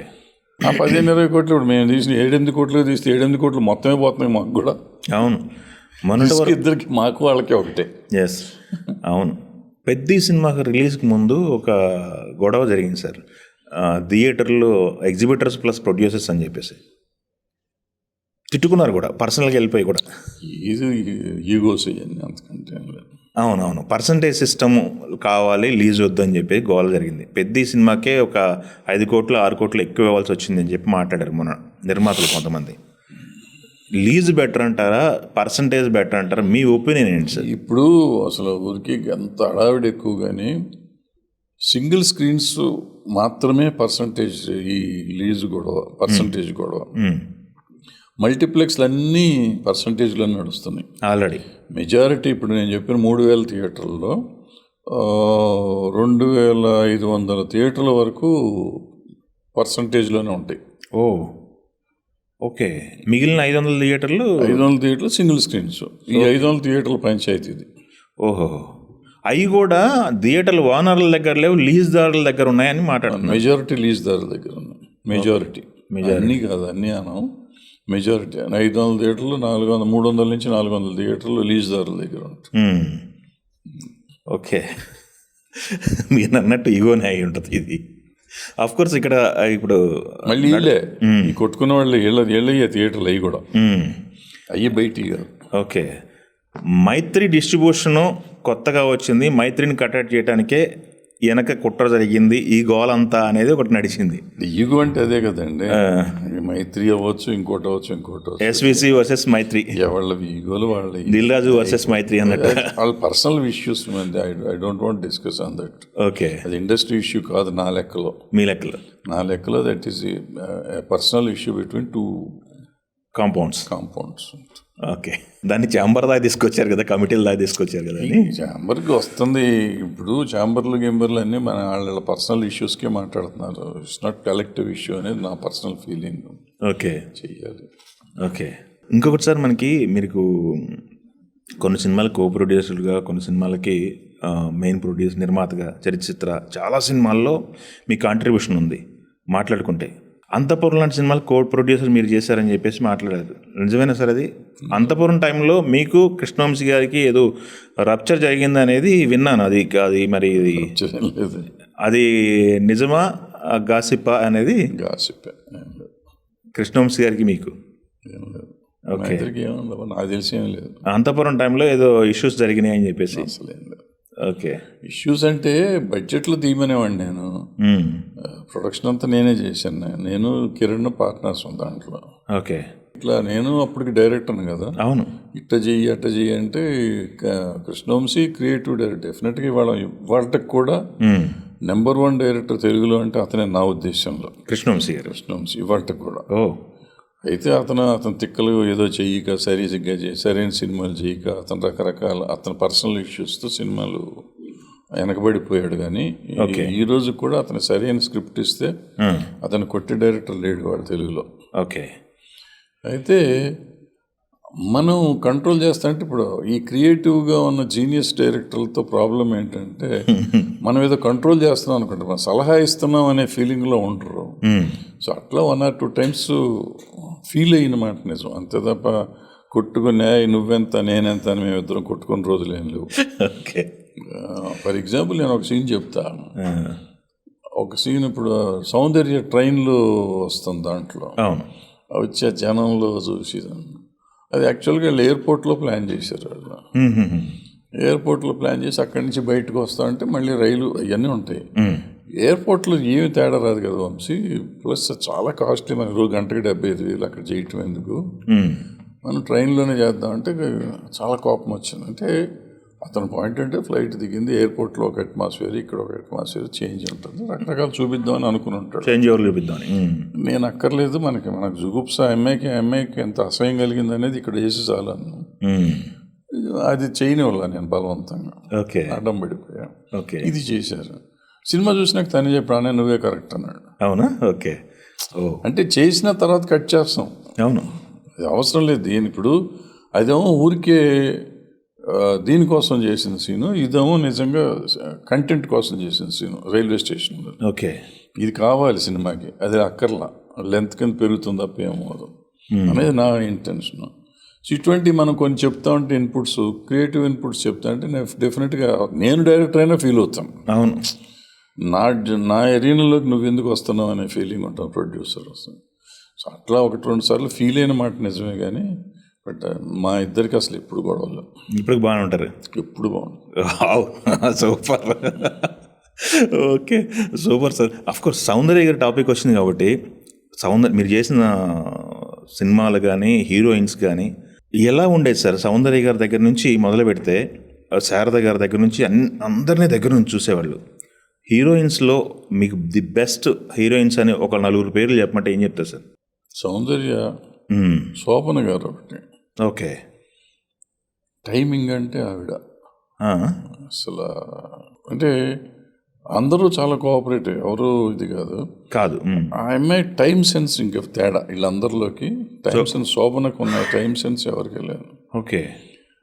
ఎగ్జాంపుల్ చెప్తాను. నేను ఒక సినిమా చేసా అమ్మాయితో. ఆవిడ దేవత, నాగదేవత. సో ఆవిడ డ్రెస్ చేంజ్ చేసుకోవాలి. మామూలుగా దేవుడు సినిమా డ్రెస్సులు చేంజ్ అంటే మినిమం 2 hours 3 hours పడుతుంది. సో రాత్రి 9:30 ఇప్పుడు నేను నువ్వు డ్రెస్ చేంజ్ చేసుకురా అమ్మన్నా అంటే అమ్మాయి డ్రెస్ చేంజ్ చేసుకురా. నా లెక్కలో ఏంటంటే మినిమం 2.5 hours అవుతుంది. 2.5 అవర్స్లో ఇంకో సీన్ తీసుకోవచ్చు అని చెప్పి వేరే సినిమా వదిలెట్టేసి వేరే ఆర్టిస్ట్ సరిగ్గా 20 minutesలో డ్రెస్ చేంజ్ చేసుకుని వచ్చేసింది ఆమె. Full getup. అసలు నాకు మతి లేదు. అంటే ఎట్లా వస్తారు ఆర్టిస్టులు ఆ గెటప్ అంటే ముందు మనం ఎవరికైనా చెప్తే గెటప్ సార్ అంటారు ఇప్పుడు ఆర్టిస్టులు. ఇప్పుడు కదా, అప్పుడు ఆర్టిస్టు కూడా అనేవారు. అదే. సో అట్లా ఆ అమ్మాయికి ఒక టైం సెన్స్. పొద్దున్నే 7 గంటల కంటే 7ంటికి నాకంటే ముందు ఆ అమ్మాయి కారు లేదు. నాకు ఎప్పుడు టెన్షన్. నేను వెళ్ళేటప్పుడు ఆ అమ్మాయి వచ్చేటప్పటికంటే ముందు నేను వెళ్ళాలి. ఓకే. సెట్లో ఉండాలి. ఓకే. డైరెక్టర్ ఉండాలి కదా ఆర్టిస్ట్ వచ్చేటప్పటికి. విత్ మేకప్ 7 o'clock లోపల వచ్చేసి సెట్లో కూర్చునేది. ప్లస్ షార్ట్ అయిపోయినాక తనకు షార్ట్ ఉన్నా లేకపోయినా కెమెరా పక్కన కుర్చేసుకుని కూర్చునేది. వెళ్ళేది కదా సెట్ నుంచి బయటికి. మిగిలిన వాళ్ళు అట్లాగే ఉంటారు. బట్ ఈ అమ్మాయి ఇన్ పర్టికులర్ అప్పుడు కార్వాన్లు లేవు కాబట్టి ఏమో ఇక్కడే ఉంటారు. ఇప్పుడు కూడా కొంతమంది ఆర్టిస్టులు కార్వాన్ పెట్టుకున్నా సెట్లోంచి కదలరు. మొన్న నేను మోహన్ బాబు గారు సినిమా చేసాం. ఆయన మోహన్ బాబు గారు సెట్లోనే ఉన్నారు, బయటికి వెళ్ళాలి అసలు. సెట్లోంచి వెళ్ళాల. కార్వాన్ అయితే అన్నీ ఉన్నాయి, ఉండటానికి ఉన్నాయి. నేను బయటికి వెళ్ళాల. సెట్ నేను ఇక్కడే ఉంటా, వెళ్ళడం అయిపోయి మీరు ప్యాకప్ చెప్పినప్పుడు వెళ్తా, బ్రేక్ ఇస్తే వెళ్తా. అప్పుడు దాకా ఇక్కడే ఉంటాం. ఓకే. సూపర్. డిసిప్లిన్ అది. ఓకే. మోహన్ బాబు డిసిప్లిన్ అనేది ఇండస్ట్రీ అంతా మాట్లాడుతుంటారు, కానీ కొంతమంది ఆ డిసిప్లిన్ వల్ల ఇబ్బంది పడ్డామని చెప్పి కామెంట్లు కూడా చేస్తుంటారు కదా. ఉంటాయమ్మా, డిసిప్లిన్లో ఇబ్బంది ఉంటాయి అని కోప్పడతారు. ఆయన ప్రొడక్షన్ అయినా ఏదో ఉంటాయి, అన్నీ ఉంటాయి. మనిషి అన్నా కొన్ని వీక్నెస్లు ఉంటాయి, కొన్ని మంచి గుణాలు ఉంటాయి. మంచిని తీసుకోవాలి, చెడును వదిలేయాలి మనం. ఓకే. మోహన్ బాబుతో ఎక్స్పీరియన్స్లు ఏమున్నాయి సార్ మీకు? Good or bad? బ్యాడ్ ఏం లేవు. ఏదైనా బోళా మనిషి ఏముంటుంది, మంచాడు. నా వరకు నాకు చాలా మంచాడు. అదే. ఒకరోజు ఫోన్ చేశాడు, ఎప్పుడు రోజు ఫోన్ చేసి నేను ఆయన్ని డేట్లు అడగాలి అనుకుని ఎవరికో చెప్పా. వెళ్ళి అడుగు చేస్తాడేమో మోహన్ బాబు. పొద్దున్నే ఫోన్ చేశాడు 6:30కి. తమ్ముడు ఏం చేస్తున్నావు? ఏం లేదన్నా. ఏంటన్నా? ఇప్పుడు డేట్లు అడగాలంటే నువ్వు డైరెక్ట్గా నన్ను అడగొచ్చు కదా, ఎవరికో చెప్పటం ఎందుకు? నీకు నాకు ఒక మనిషి కావాలన్నా. అక్కర్లేదు అన్నాక ఆయన ఒక మాట చెప్పాడు. నువ్వు నేను మన కష్టంతో మనం డెవలప్ చేసుకుంటున్నాం, మన జీవితాలు మనం డెవలప్ చేసుకుంటున్నాం. సో అందుకని మధ్యవర్తులు లేకుండా మనం ఉంటాం కరెక్ట్ ఎప్పుడైనా కానీ అని ఆ రోజు అన్నాడు. మధ్యవర్తులు అక్కర్లా. నువ్వెవరో నువ్వే బిల్డ్ చేసుకున్నావు, నేనే బిల్డ్ చేసుకున్నా. అంటే ప్రొడక్షన్ హౌస్ ఆయన పెట్టుకుని ఆయనే హీరోగా డెవలప్ అయ్యాడు. అవును. లక్ష్మీ ప్రసన్న లేకపోతే ఆయన హీరో అయ్యే సమస్య లేదు. ఆ కంపెనీతోనే ఆయన డెవలప్ చేసి 40-50 సినిమాలు చేశాడు. పెద్ద హిట్లు ఉన్నాయి, పెద్ద సూపర్ హిట్స్, కలెక్షన్ కింగ్. ఆయనే పెంచుకుంటూ పోయాడు. సో నేను కూడా చిన్నయ్య చెప్పుకొని నా సినిమాలు నేను చేసుకుంటాను, నా బతుకు నేను బతుకుతున్నాను. సో ఆయన అన్నమాట. అందుకని మనం ఎవరి మీద ఆధారపడద్దు, డైరెక్ట్గా మాట్లాడుకుందాం. ఎప్పుడైనా నేను అట్టాగే చేస్తాను, నువ్వు అట్టాగే చేయని సలహా ఇచ్చాడు. Super sir. మోహన్ బాబు గారు కావచ్చు, మీరు కావచ్చు, దాసరి నారాయణరావు గారు కావచ్చు. మొన్న ఒక వీడియో చూసాను సార్, దాసరి నారాయణరావు గారి జయంతికో వర్ధంతికో. మొన్న ఒక దాసరి నారాయణరావు గారి సమాధుల దగ్గర ఏంటి ఇలా అయిపోయింది దాసరి గారు, మొన్ననే కదా ఆయన ఉంది, ఇండస్ట్రీకి ఏదున్నా ఆయన ఉండేవాడు, ఆయన చుట్టూ ఒక 50 మంది బతికేవాళ్ళు. అట్లాంటిది దాసరి నారాయణరావు గారి వీడియో చూసాం ఆ సమాధుల దగ్గర. అంతా చూసిన తర్వాత ఏంటి సార్ పరిస్థితి అసలు? దాసరి గారి చరిత్ర ఇండస్ట్రీలో చరిత్ర ఎక్కడికి పోదమ్మా, చరిత్ర ఎక్కడికి పోతుంది? ఆయన చేసింది దాని గురించి ఎంతగా చెప్పుకున్నా తరగదు అది. ఈ గిమాదులు అంటారా, వీటన్నిటినీ ఇప్పుడు మనం ఎంత పెద్ద వాళ్ళ సమాధులకి దిక్కులేదు. నేను ఒకసారి అల్లూరి సీతారామరాజు గారి సమాధి చూస్తానికి వెళ్ళా. అవునా? మన్యంలో. ఓకే. వాళ్ళ ఊళ్ళో ఉంది, చండాలంగా ఉంటుంది అది. ఓకే. మెయింటెనెన్స్ లేదు. ఇప్పుడు ఎట్ట చేశారో తెలియదు, అప్పుడైతే భయంకరంగా ఉంది అది. సో బయటికి చెప్పినంతగా మనం అవ్వడం రెస్పాండ్ అవ్వం. బయట మాట్లాడతాం, ఇది చేస్తాం. ఇప్పుడు మేము ఇక్కడ ఆయన రఘుపతి అంకి గారి విగ్రహం పెట్టాం, చిత్తూరు నాగి గారి విగ్రహం పెట్టాం, పెట్టాం. దాన్ని ఎవరన్నా చూస్తారా? దండ పడేస్తాం ఇప్పుడు సంవత్సరానికి ఒకసారి. అది ఎండి మాడి మసి అయిపోతూ ఉంటుంది. ఆ మధ్య ఒక రోజు నల్లగా అయిపోయింది అని చెప్పి నేను నీళ్ళు కడిగా. ఆ తర్వాత మున్సిపాలిటీ వాళ్ళు ఇప్పుడు రోజు నీళ్లు కొడుతున్నారు, అది వేరే సంగతి. లేకపోతే అసలు గుర్తుపట్టకుండా అయిపోయినాయి. మనం బంగారం రంగు వేసాం కానీ నల్ల రంగు వచ్చేసినాయి. సో ఒక రోజు కడుగుతుంటే చూసి పాప మున్సిపాలిటీ వాళ్ళు, సార్ మేము ఎప్పుడు చేస్తాం సార్, వాళ్ళు ఎప్పుడు నీళ్ళు వెళ్ళి కొడుతున్నారు ఎప్పుడు. ఓకే. సో దుమ్ము పడ్డా. ఓకే. సో ఎవరికి పట్టలేదు, ఎవరికి పెద్ద ఇంట్రెస్ట్ లేదు, ఏదో ఉంది అనుకుంటా ఉంటారు. సో దాంతో అక్కడ ఏంటంటే ఫ్యామిలీ చూసుకోవాలి. అదే ఫ్యామిలీ ఏరియాలో పెట్టారు. అది ఇక్కడ సిటీలో ఉంటే ఇప్పుడు మనకి ఇక్కడ ఉంది చాంబర్లో విగ్రహం ఉంది. అవును, దాన్ని రోజు జాగ్రత్తగా చూసుకుంటాం. చాంబర్లో ఒకటి, చిత్రపూర్ కాలనీ దగ్గర ఒకటి ఉంది, అవన్నీ చూసుకుంటున్నారు. సో మనకు అందుబాటులో ఉన్నాయి కూడా చూస్తున్నాం. రోజు అక్కడికి వెళ్ళి చూడాలంటే వాళ్ళ పర్సనల్ ప్రాపర్టీలో ఉంది అది. ఓకే. సో అది ఎందుకు అట్టా ఉంది అంటే దానికి సమాధానం ఎవరు చెప్పాలి? అదే మనం చెప్పలేము. ఓకే. ఏంటి సార్ ఫ్యామిలీ పొజిషన్ ఏంటి? ఫ్యామిలీ మనకు తెలియదు, బాగానే ఉంటారు, ఉంటుంది. ఓకే. ఇండస్ట్రీ మొత్తం అయితే ఒకటి మిస్ అవుతుంది ఆయన్ని అనేది అయితే 100% ఆయన మిస్ అయిపోతుంది. 100% ఆయన లేనిది లోటే. ఓకే, అదేలేండి. మీకు ఆయనకి దాదాపు 20 years బాండింగ్ కదా? 40 ఏళ్ళు. ఓకే. ఆయనలో ఉన్న రేర్ క్వాలిటీ చెప్పమంటే ఏం చెప్తారు సార్? ఒక దర్శకుడుగా మీరు ఒక దర్శకుడిగా అంటే కూడా మనిషి ముందు మానవత్వం ఉన్న మనిషి అద్భుతం అన్నమాట. అంటే తన చుట్టూ ఇప్పుడు పిల్లల్ని కాపు కాస్తుందంట, ఇంట్లోకి రెక్కల లోపలికి పెట్టుకొని చేస్తూ ఉంటుంది. అట్లా తన చుట్టూ ఉన్న వాళ్ళని ఆయన కాపు కాసుకుంటాడు. ఓకే. కాసేవాడు. ఓకే. అది ఎవరిలోనూ లేదు ఆ క్వాలిటీ. తన దగ్గర ఉన్న వాళ్ళనే కాదు, తనకు తెలిసిన వాళ్ళందరినీ తను కాపు కాస్తాడు. ఓకే. అంటే చాలామంది దాసనారాయణ గారి శిష్యుల్లో పెద్ద డైరెక్టర్లు అయిన వాళ్ళు చాలామంది ఉన్నారు కదా. నాకు తెలిసి ఏ డైరెక్టర్ దగ్గర పనిచేసిన, ఏ డైరెక్టర్ దగ్గర శిష్యులు అంతమంది సక్సెస్ అయిన వాళ్ళు లేరేమనిపిస్తుంది. లేదు. ఒక రైలింగ్ నర్సరీ టైం అంత ఉంది, ఆయన సినిమాలు చేశాడు కాబట్టి ఎక్కువ మంది వచ్చారు. సో ఆయన దగ్గర ఉన్న వాళ్ళంతా పెద్ద డైరెక్టర్లు అయిపోయారు. చాలామంది 8 మంది పెద్ద డైరెక్టర్లు ఆయన శిష్యులు. అదే అంటే 150 సినిమాలు తీయగలిగారు ఆయన స్పాన్లో. అంటే ఈ రోజుల్లో అన్ని సినిమాలు చేయగలుగుతారు. 15 సినిమాలు చేస్తే ఆయన చేసిన టైంలో వీళ్ళు 15 సినిమాలు చేస్తే, ఓకే 15 కాదు కానీ 20-25 సినిమాలు చేస్తారు. ఓకే.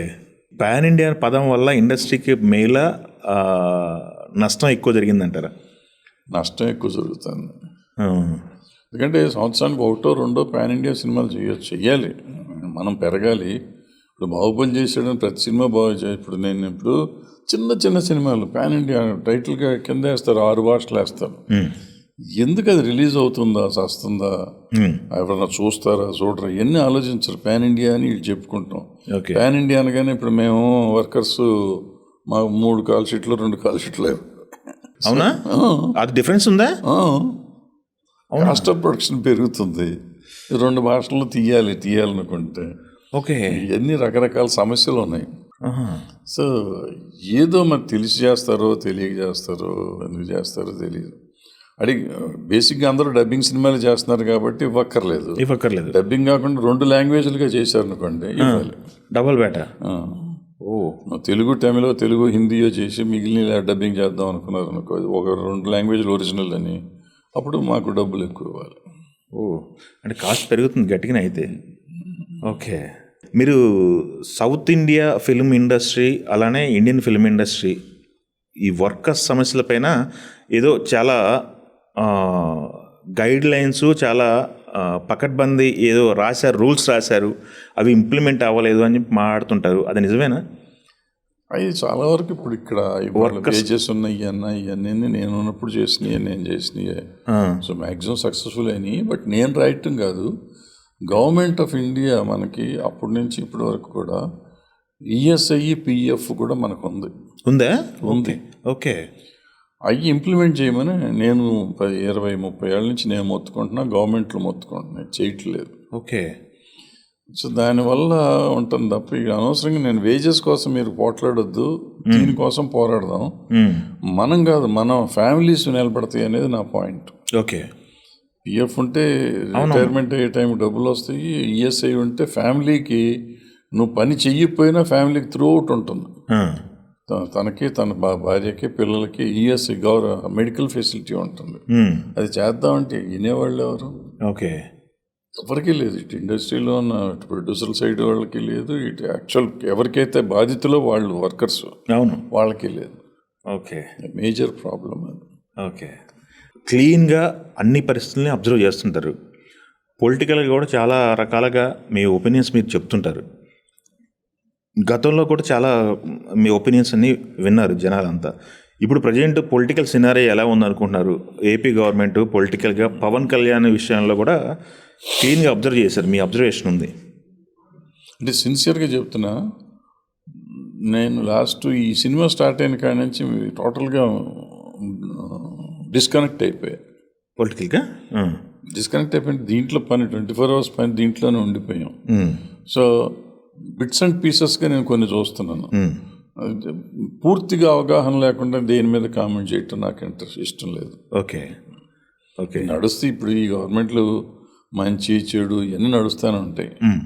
బట్ దాని వల్ల వచ్చే తేడాలు ఏమి ఉండవు. బట్ ఒకటి మాత్రం అర్థమైంది, ఆంధ్రప్రదేశ్ గవర్నమెంట్లో ఈ 10-12 ఏళ్లలో ఏమంటారు దీన్ని, వాళ్ళు చేశారని వీళ్ళు, వీళ్ళు చేశారని వీళ్ళు, ఈ పగ సాధింపు చర్యలు ఎక్కువైపోయినాయి. ఓకే. కరెక్ట్ కాదు. ఓకే. అరెస్టులు అనేది, రాజకీయ అరెస్టులు అనేది కరెక్ట్. రాజకీయ అరెస్టులు ఈ మూడు గవర్నమెంట్లు అవునాయి. ఇది 3వ గవర్నమెంట్, ఇది ఫామ్ అయినా అన్నిట్లోనూ ఉన్నాయి. ఓకే. వీళ్ళు గొప్ప, వీళ్ళు ఎక్కువ, వాళ్ళు తక్కువ కాదు, అందరూ ఒకటిగానే ఉన్నారు నా దృష్టిలో అయితే. లేటెస్ట్గా ఈ యూట్యూబర్ రావణ్ అరెస్ట్ గురించి ఎక్కువ మాట్లాడుతూ జరుగుతున్నాయి. సినిమా ఇండస్ట్రీ నుంచి ప్రకాష్ రాజ్ గారి మద్దతుగా రావణ్ అనే అతనిపైకి మద్దతుగా మాట్లాడుతున్నారు. ప్రకాష్ రాజ్ గారి పైన విమర్శలు వస్తున్నాయి. ఈ టాపిక్లో, రావణ్ అరెస్ట్ టాపిక్లో అతని పైన ఉపా అని చెప్పేసి చట్టం పెట్టారు అని చెప్పేసి ఒకటి మాట్లాడుతున్నారు. ఈ ఎంటైర్ ఎపిసోడ్లో మీ ఒపీనియన్ ఏంటి సార్? అంటే అతని మీద కేసు పెడతాం, వాళ్ళ పర్సనల్ దాని గురించి నేను మాట్లాడుకోవక్కర్లేదు. ఇప్పుడు ఎవరైనా కానీ ఎదుటి మనిషిని కించపరిచేవాళ్ళు కించపరిచేటట్టు మాట్లాడితే చట్టం దానిపైన చేసుకుపోవటంలో తప్పులేదు. అరెస్ట్ తప్పులేదు అంటారు మీరు? ఓకే. అరెస్ట్ తప్పులేదు. ఓకే. బట్ ఉపా చట్టం పెట్టే అంత తప్పు అయితే అతను ఏం చేయలే. ఓకే. అతనే కాదు, ఏ యూట్యూబరు చేయలేదు. అందుకని పెడతాం అనేది ఇది కరెక్ట్ కాదు, పద్ధతి కాదు. అది అప్పట్లో మాకు సుమన్ మీద పెట్టారు అక్కడ మెడ్రాస్లో. ఇట్లాంటిది గుండా యాక్ట్ అని పెట్టి చేశారు. హీరో సుమన్ గారి పైన. హీరో సుమన్ గారు. ఓకే. తర్వాత ఇప్పుడు వదిలిపెట్టారు, 3 ఏళ్ళు 4 ఏళ్ళు సతాయించారు. ఓకే. సో ఇట్లా విక్టిమైజ్ చేయటం అనేది కరెక్ట్ అయిన విషయం కాదు. ఓకే. కేసు పెట్టారు. అయితే నేనేమంటానంటే అతను మాట్లాడిందే తప్పు అయ్యి ఉంటే తప్పే, తప్పు మాట్లాడాడు, ఏదైనా మాట్లాడింది తప్పే. తప్పు అంటే వ్యక్తిగత దోషణ ఏదన్నా ఉంటే తప్పు, అది జరిగి ఉంటే. అది ఏం జరిగిందో నాకు కరెక్ట్గా తెలియదు, నేను చెప్పాక ఇది 6 నెలల నుంచి. ఒకవేళ వ్యక్తిగత దోషం జరిగి ఉంటే అతని మీద చట్టపరంగా న్యాయంగా సైడ్ తీసుకోండి. నేను మహేష్ కత్తి టైంలో చూశాను, ఇంతకంటే భయంకరంగా దూషించారు, బూతులు మాట్లాడారు. ఎందుకంటే ఎక్కువగా వ్యక్తిగతంగా చాలా తిట్టుకున్నారు అంతా. మహేష్ కత్తి అప్పుడు చచ్చిపోయాడు కదా. అవును. ఇప్పుడు చేస్తున్నా, ఇప్పుడు కూడా జరుగుతుంది, అప్పటి నుంచి చూస్తున్నా, అప్పటి నుంచి ఇప్పుడు దాకా అటువంటి జరుగుతూనే ఉన్నాయి. ఇంకా ఇతని విషయంలో కూడా జరుగుతున్నాయి. ఇతను మాట్లాడాడు, వాళ్ళు మాట్లాడారు.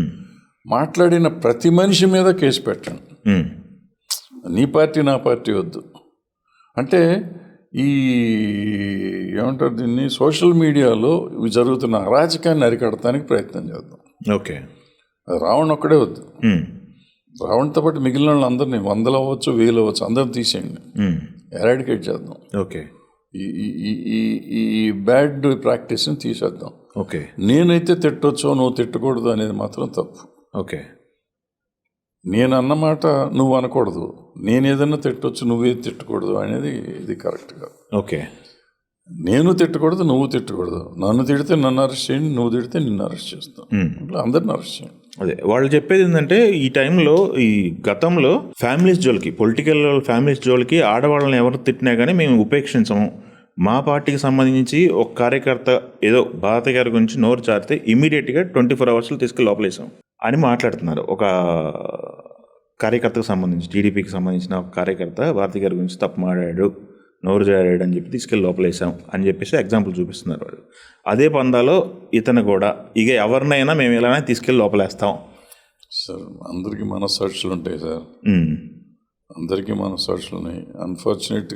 ఫార్చునేట్గా వీడియోలు ఉన్నాయి, అందరి లైవ్ ఉన్నాయి. గత 15 సంవత్సరాల నుంచి ప్రతి వాళ్ళది వీడియోలు ఉన్నాయి, లైవ్లో దొరుకుతాయి. ఇప్పుడు కూడా చర్చ కొడితే ఎవరు ఎవరిని అన్నారు,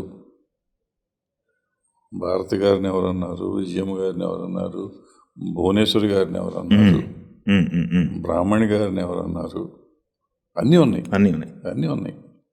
అన్నవాళ్ళు అందరినీ తీసుకెళ్ళి లోపలేసేయండి.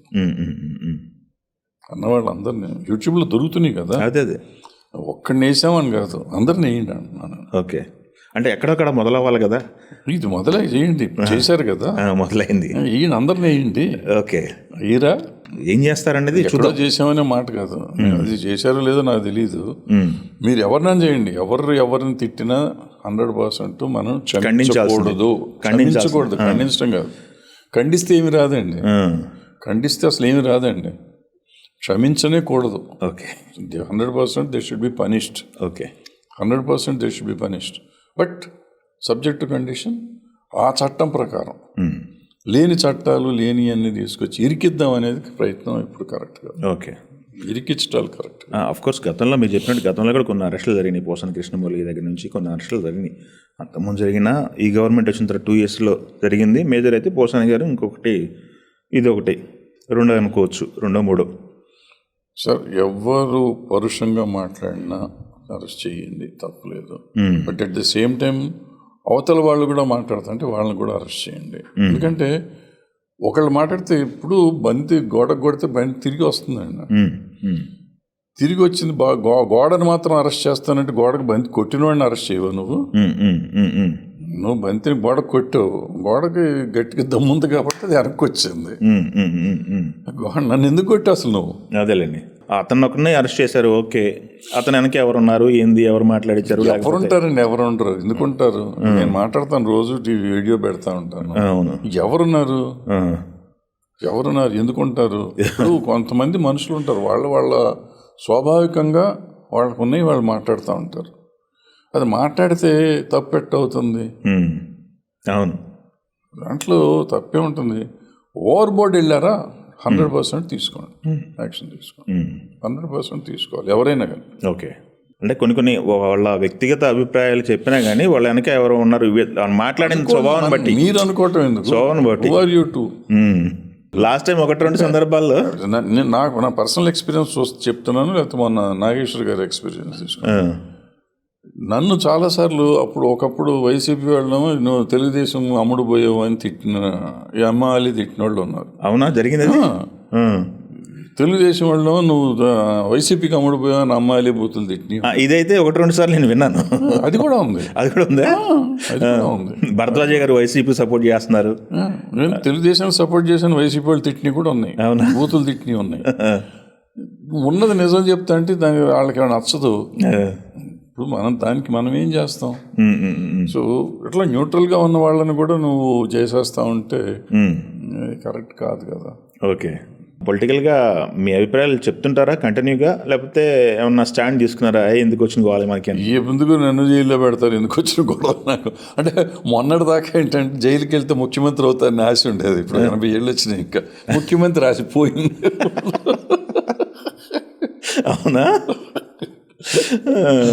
గతంలో అంటే అరెస్ట్ చేస్తే ముఖ్యమంత్రి అయిపోవచ్చు కదా అనుకునేవాడిని.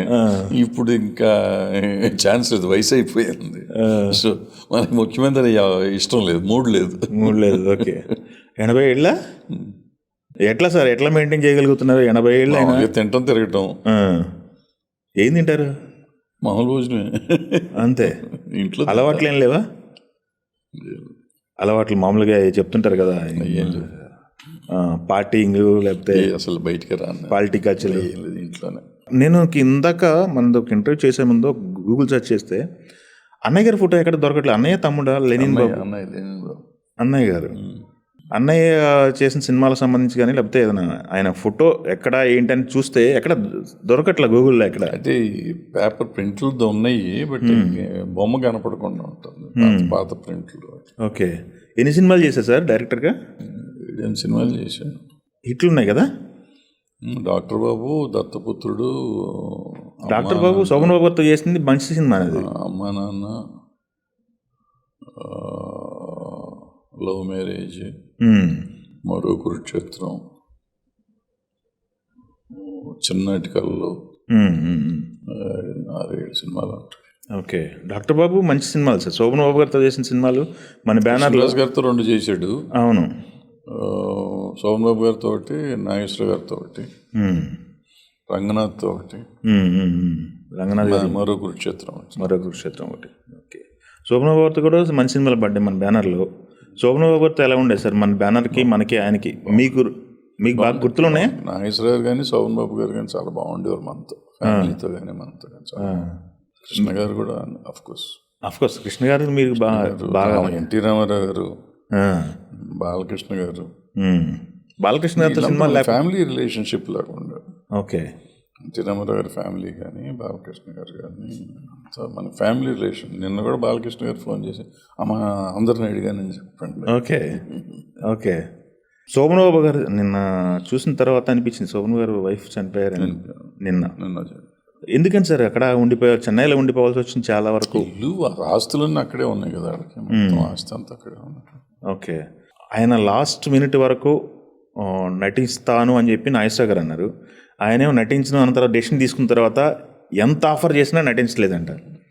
ఏంటి సార్ అది మొండిగా ఉండేవాళ్ళ? మొండేని కాదు, ఆయన అనుకున్నారు నేను కనపడకూడదు, నా ఫ్యాన్స్ నాకు ఒక రూపాన్ని ఊహించారు వాళ్ళు, అందుకని వాళ్ళకి బయట ఊహ అట్లాగే ఉండాలి అనేది హీరోగా ఆయన ఉండిపోవాలనుకున్నారు అంతే. ఆయన వాళ్ళ మనసులో నేను ఎట్టా ఉన్నానో అలా ఉండిపోవాలి, మళ్ళీ కొత్త మార్పు చూడకూడదు, ఈ గిడతలు చూడకూడదు వాళ్ళు అనుకున్నాడు. ఆయన కనపడినాను ఆయన. ఓకే, అంటే కుటుంబం కూడా ఎవరో సినిమా ఫీల్డ్లోకి సంబంధం లేకుండా వెళ్ళిపోయారు. ఓకే, ఇండస్ట్రీ ఇక్కడికి హైదరాబాద్ వచ్చిన కొత్తలో ఎక్కువ సినిమాలు మన సారథి నుంచి జరిగాయి. సారథిలో అలాగనే నాన్నగారి తరఫు నుంచి ఎక్కువ జరిగాయి ప్రొడక్షన్ అనేది ఉంది. ఇండస్ట్రీ హైదరాబాద్ వచ్చిన కొత్తలో ఎలా ఉండేది సార్? అవి గుర్తున్నాయా? చాలా గుర్తులోనే ఉంటుంది, బాగానే జరిగింది అంతా. సారథి స్టూడియోకి నాన్నగారు జనరల్ మేనేజర్గా వచ్చారు ఇక్కడికి. స్టూడియో సైటు తీసుకున్నప్పటి నుంచి కన్స్ట్రక్షన్ నుంచి నాన్నగారు ఉండేవారు ఇక్కడ. ఓహో, సో స్టూడియో జనరల్ మేనేజర్ ఆయన. ఓహో, ఆత్మబంధువు వరకు ఆయన ప్రొడక్షన్ మేనేజర్ అక్కడ. ఓకే, ఆత్మబంధువులో మానేసి ఆ టైంలోనే ఎన్టీ రామారావు గారితో ఈ సినిమా చేసాం. ఓకే, ఇది లక్షాధికారి. ఓకే, అదేలేండి. తర్వాత స్టూడియోలు కట్టుకోవడానికి కూడా గవర్నమెంట్, తెలంగాణ గవర్నమెంట్, అప్పుడు ఆంధ్రప్రదేశ్ గవర్నమెంట్ కదా, ఉమ్మడిగా ఆంధ్రప్రదేశ్, ఇండస్ట్రీని తీసుకురావడానికి కూడా చాలా కష్టపడ్డారు అనేది ఫస్ట్లో ఒప్పుకోలేదంట కదా ఎవరు రావడానికి కూడా. ఒప్పుకపోయినా వచ్చారు. నాగేశ్వర గారు వచ్చినాక ఇండస్ట్రీ చాలా వరకు డెవలప్ అయింది ఇక్కడ. నాగేశ్వర గారు వచ్చే వరకు సారథి స్టూడియో వాళ్ళు తప్ప ఎవరు చేసేవారు కదా సినిమాలు. ఓకే, నవశక్తి గంగాధరరావు గారు స్టార్ట్ చేసి ఫస్ట్ మా ఇంటి మహాలక్ష్మి అనే సినిమాతో సారథి స్టూడియో ఓపెనింగ్ అయింది. తర్వాత సారథి స్టూడియో ఇక్కడే చేశారు. సారథి వాళ్ళు ఏంటంటే మ్యూజిక్ కూడా ఇక్కడే చేశారు. సారథి స్టూడియోస్ మాస్టర్ వేణు గారు రికార్డింగ్స్ కూడా ఇక్కడ చేసేవారు అప్పట్లో. ఓకే, ఆ స్టూడియో ఉంది కదా ఇప్పుడు, ఉంది కదా, థియేటర్లో రికార్డింగ్స్ చేసేవారు. ఇప్పుడు వీణ సితార్ జనార్దన్ గారు ఉన్నారు మెడ్రాస్లో, చాలా సీనియర్ మోస్ట్ బెస్ట్ సితారు వీణ దాన్ని. ఓకే, ఆయన హైదరాబాదు, ఆయన్ని మన రికార్డింగ్ల కోసం పట్టుకొచ్చి నాన్నగారు సారథి స్టూడియో రికార్డింగ్ల కోసం పోయి లోకల్గా ఉన్న ఆయన ఎతికి పట్టుకొని ఆ సినిమాకి వాడారు. అట్లా ఆయన ఇక్కడి నుంచి వెళ్ళారు. ఓకే ఓకే, అలాగే కమలాకర్ అని ఫ్లూటిస్ట్ ఉన్నాడు, అతను ఇక్కడి నుంచి వెళ్ళాడు. ఓహో, సో వీళ్ళందరూ ఇక్కడి నుంచి చాలా మంది వెళ్ళారు. లోకల్ టాలెంట్ని మళ్ళీ ఎక్కడికి వెళ్ళారు. ఇక్కడ అయినాక అక్కడికి వెళ్ళారు. ఓకే, సో సారథి స్టూడియో కంట్రిబ్యూటెడ్ చాలా ఎక్కువ to cinema industry, Telugu cinema. Okay, తర్వాత ఈ స్టూడియోలు వచ్చినాయి, రామకృష్ణ స్టూడియోస్, తర్వాత రామకృష్ణ వచ్చింది. రామకృష్ణ ఆయన సొంత, రామారావు గారు సొంత గవర్నమెంట్ ప్రాపర్టీస్ ఏమీ లేవు, వాడు తీసుకోవాలి. ఓహో, ఆయన సొంతం కట్టుకుంది గవర్నమెంట్, అన్ని గవర్నమెంట్ దగ్గర ఏమి తీసుకోలేదు. రామానాయుడు గారిది పద్మాలయ ఒకటిను, మన అన్నపూర్ణ సురేష్, ఈ 3 గవర్నమెంట్ ప్రాపర్టీస్. గవర్నమెంట్ ఇచ్చింది. ఓకే, 8,000 కొన్నారు ఎకరం, వాళ్ళు ఫ్రీగా ఏం తీసుకోలేదు. అదేలేండి, వాళ్ళ ముగ్గురికి గవర్నమెంట్ ల్యాండ్ అలాట్ చేసింది. భాగ్యనగర్ స్టూడియో అనేది ఒకటేమో పిట్టర్ తీశారు, అది ప్రైవేట్, వాడు సొంతమే. ఓకే, రామ్ అక్కడ ఇంకోటి ఉండాలి రెడ్డి గారిది అక్కడ రహస్యం సినిమా తీసింది ఒకటి ఉండేది, ఓకే ఓకే దాని పేరు ఏదో ఉండదు, సదర్న్ మూవీ ఓకే ఓకే అది ఒకటి ఉండేది, అది కూడా ప్రైవేట్ పెట్టి తీశారు. ఓకే. అదేంటంటే నైజాం రోజుల్లో స్టూడియో ఉంటుంది, దాన్ని రెనోవేట్ చేశారు కొంతకాలం. అప్పట్లో రహస్యం సినిమా మొత్తం అక్కడే తీశారు నాగేశ్వరరావు గారు. Okay okay. తర్వాత చాలా సినిమాలు తీశారు అక్కడ. అదేలేండి. ఓకే. మరి మీరు హైదరాబాద్ స్టార్టింగ్, హైదరాబాద్ గ్రోత్ మొత్తాన్ని మొత్తం చూశారు కదా. హైదరాబాద్లో ఒక ఏ మూలలో ఒక 10 ఎకరాలు 100 ఎకరాలు మీరు తీసిన డబ్బులు, మీరు చూసిన డబ్బులు మామూలు డబ్బులు కాదు కదా. ఏంటి సార్ ఎన్ని ఆస్తులు ఉన్నాయి సార్ మీకు? ఎందుకంటే హైదరాబాదు పంట పొలాల దగ్గర నుంచి తెలుసు మీకు, ఎకరం 100 రూపాయల దగ్గర నుంచి తెలుసు మీకు. ఇప్పుడు ఎకరం 270 కోట్లు, మీరు ఉంటున్న ఏరియాలో 270 కోట్లు అంటే ఎకరం. కోకాపేట ఎన్ని ఎకరాలు ఉన్నాయి సార్? మొత్తం కలిపి ఎకరం కూడా ఉండవు. అవునా? ఫైనాన్షియల్ సేఫ్టీ చూసుకోవాలని ఎందుకని పిలిచి సార్ మొత్తం మీరు ఉన్న డబ్బులు సినిమాలోనే పెట్టారు? అదే నేను సంపాదించింది కూడా సినిమాలోనే కాబట్టి సినిమాలోనే పెట్టాం. ఏమి పెద్ద దానికి ఆలోచన లేదు. డబ్బులు దాయాలి, దాచుకుంటే ఏం చేసుకోవాలి అనేది తెలియదు. ఓకే. పెద్ద ఆలోచించాల, మనసు పెట్టలే ఎప్పుడు. ఓకే, అదేలేండి. పిల్లలు అంతా సెటిల్డ్ అండి? ఓకే. మీరు వైఫ్ ఇద్దరే ఉంటారా? పిల్లలతో ఉంటారా? లేదు, పిల్లలంతా స్టేట్స్లో ఉంటారు. స్టేట్స్లో ఉంటారు. మిస్ అవ్వట్లా? డెఫినెట్గా మిస్ అవుతాం. ఓకే. దీన్ని ఎలా చూస్తారు సార్? ఈ ఈ ఈ స్టేజ్ని ఎలా చూస్తారు మీరు? ఒకటి ఇప్పుడు కొంచెం ఖాళీగా ఉంటున్నాం కాబట్టి బాగా మిస్ అవుతున్న ఫీలింగ్ ఉంటుంది. మొదట్లో ఏంటంటే పొద్దున 6 7 వెళ్ళిపోతే రాత్రి ఎప్పుడో వచ్చేవాళ్ళం. అసలు ఆల్రెడీ ఫ్యామిలీ ఉందనే ఇదే తెలియని పరిస్థితిలో పెరిగాం. అంటే ఇండస్ట్రీలోకి వచ్చినాక నేను ఉద్యోగం చేసినప్పుడు అయితే టెన్షన్గా ఇంటికి వెళ్ళిపోయాను. ఆఫీస్కి వెళ్ళటం, ఇంటికి రావటం. ఉద్యోగం అంటే ఇరిగేషన్ డిపార్ట్మెంట్లో చేశా కదా, 10 ఏళ్ళు చేశా. 10 years 10 years అంటే బట్ 4-5 ఏళ్ళు సిన్సియర్గా చేశా. తర్వాత అంతా సెలవులు పెట్టా. సో అప్పుడు కరెక్ట్గా వెళ్ళేవాళ్ళం. సినిమా ఇండస్ట్రీలోకి వచ్చిన కాడి నుంచి అసలు ఇంట్లో ఉండటం, పిల్లలు, భార్య అనేది బాగానే ఉండటం, ఇంటికి వెళ్తుందే ఉండేది కానీ బట్ చాలా తక్కువ. సో ఆ మిస్సింగ్ అనేది లేదు ఈ పని మీద పడిపోవటంతో. ఇప్పుడు ఇంట్లో ఉండటంతో కొంచెం డెఫినెట్గా అదే ఎక్కువ. మనం చాలా సబ్జెక్టులు కూడా చూసాం, ఇది వీటిపైన చాలా డిస్కషన్ కూడా నడిచింది. పిల్లలంతా ఎక్కడో ఉంటారు, ఇంట్లో మిగిలిపోయేది పేరెంట్స్ ఒక్కళ్ళే. చాలా మంది చెప్తూ ఉంటారు పేరెంట్స్ ఒక్కళ్ళే. పోలీసులు ఒకటిను, మిలిటరీ వాళ్ళు ఒకటి చాలా ఫ్యామిలీస్కి దూరంగా ఉంటారు అంటారు, కానీ అంతకంటే ఎక్కువ సినిమా వాళ్ళు ఉంటారు. ఓకే. అంతకంటే ఎక్కువ ఉంటారు. ఇంట్లోనే ఉంటూ వాళ్ళంత ఇంట్లో ఉండకుండా మొఖాలు చూడరు. అవును. వీళ్ళు ఇంట్లో ఉంటూ, పోలీసులను వీళ్ళు ఇంట్లో ఉంటూ ఇంటి వాళ్ళ మొఖాలు చూడలేరు. పిల్లల మొఖాలను, పిల్లల మొఖాలు చూడటం కష్టం. అంటే మనం తెల్లారగట్ట వాళ్ళు నిద్రలేసరికి మనం వెళ్ళిపోతాం, మనం వాళ్ళు నిద్రపోయే టైంకి మనం వస్తాం. వాళ్ళు పాపం మనం లేపలేము, మన తిప్పలు మనం పడుతూ ఉంటాం. సో ఇండస్ట్రీలో పనిచేసే వాళ్ళు అందరూ చాలా చాలా కష్టపడతారు. అందుకని మిస్ అయ్యారంటే వాళ్ళకి ఏమిటంటే మనం ఖాళీ అయ్యేదాకా తెలియదు ఈ కష్టం ఏంటో. ఖాళీగా ఉన్నప్పుడు నిజంగా అందరినీ మిస్ అయ్యాం. అసలు ఇన్ని సంవత్సరాలు మిస్ అయ్యాం అనుకుంటాం. ఈ సంవత్సరం ఇప్పుడు ఇవాళ మిస్ అవుతుంది కాదు, కొత్తగా కాదు అసలు మనం ఇన్ని రోజుల నుంచి అసలు మన ఫ్యామిలీని గురించి మనం ఎందుకు ఆలోచించలేదని ఆలోచిస్తారు. అప్పుడు ఆలోచిస్తారు. అదే చాలా మంది ఊళ్ళో ఇప్పుడు విలేజెస్ ఉన్నాయంటే మీ బతుకు కూడా అంతే. మీరు జర్నలిస్టులు ఏంటి ఆ సినిమా, పర్టికులర్గా సినిమా జర్నలిస్టులు చూస్తే నాకు మాదే దరిద్రమైన బతుకండి, మాకంటే దరిద్రమైన బతుకు ఇది. అంటే ఒకసారి కోపం వస్తుంది. ఆడు చచ్చిపోతే అక్కడికి వెళ్ళి కూర్చోవాలి పొద్దున్నే సాయం దాకా.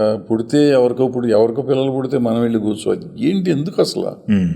ఇది న్యూస్ ఫస్ట్ అసలు న్యూసే కాదు. చిన్నగా పలానా వాళ్ళు పోయారని చెప్పి అక్కడ రాసి వదిలేయచ్చు. మనకి ఇంకెంత ఇబ్బందిగా ఉంటుంది ఒక జర్నలిస్ట్కి.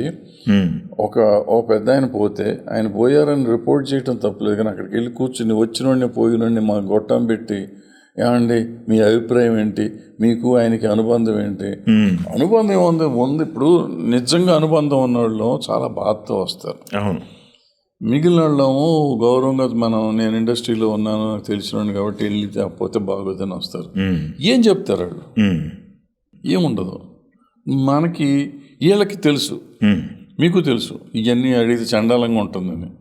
తప్పదు, మీ మేనేజ్మెంట్లో మిమ్మల్ని అడగమంటాయి, ఏదో ఒకటి కావాలి, బయట పక్కనోడు తీసేవాడు, నువ్వు బయట తీయాలి. సో ఎంత ఇబ్బందికరంగా ఉంటుంది. ప్లస్ పొద్దున్న నుంచి రాత్రి దాకా మీకు ఇండస్ట్రీ, మీరు మాలాగా పెళ్ళం పిల్లలను చూడటం మీకు జరిగే పని కాదు. సో సిమిలర్గా అన్ని కొన్ని సెక్షన్స్ ఆఫ్ పీపుల్ ఉన్నారు, చాలా ఇబ్బందికరమైన మనుషులు.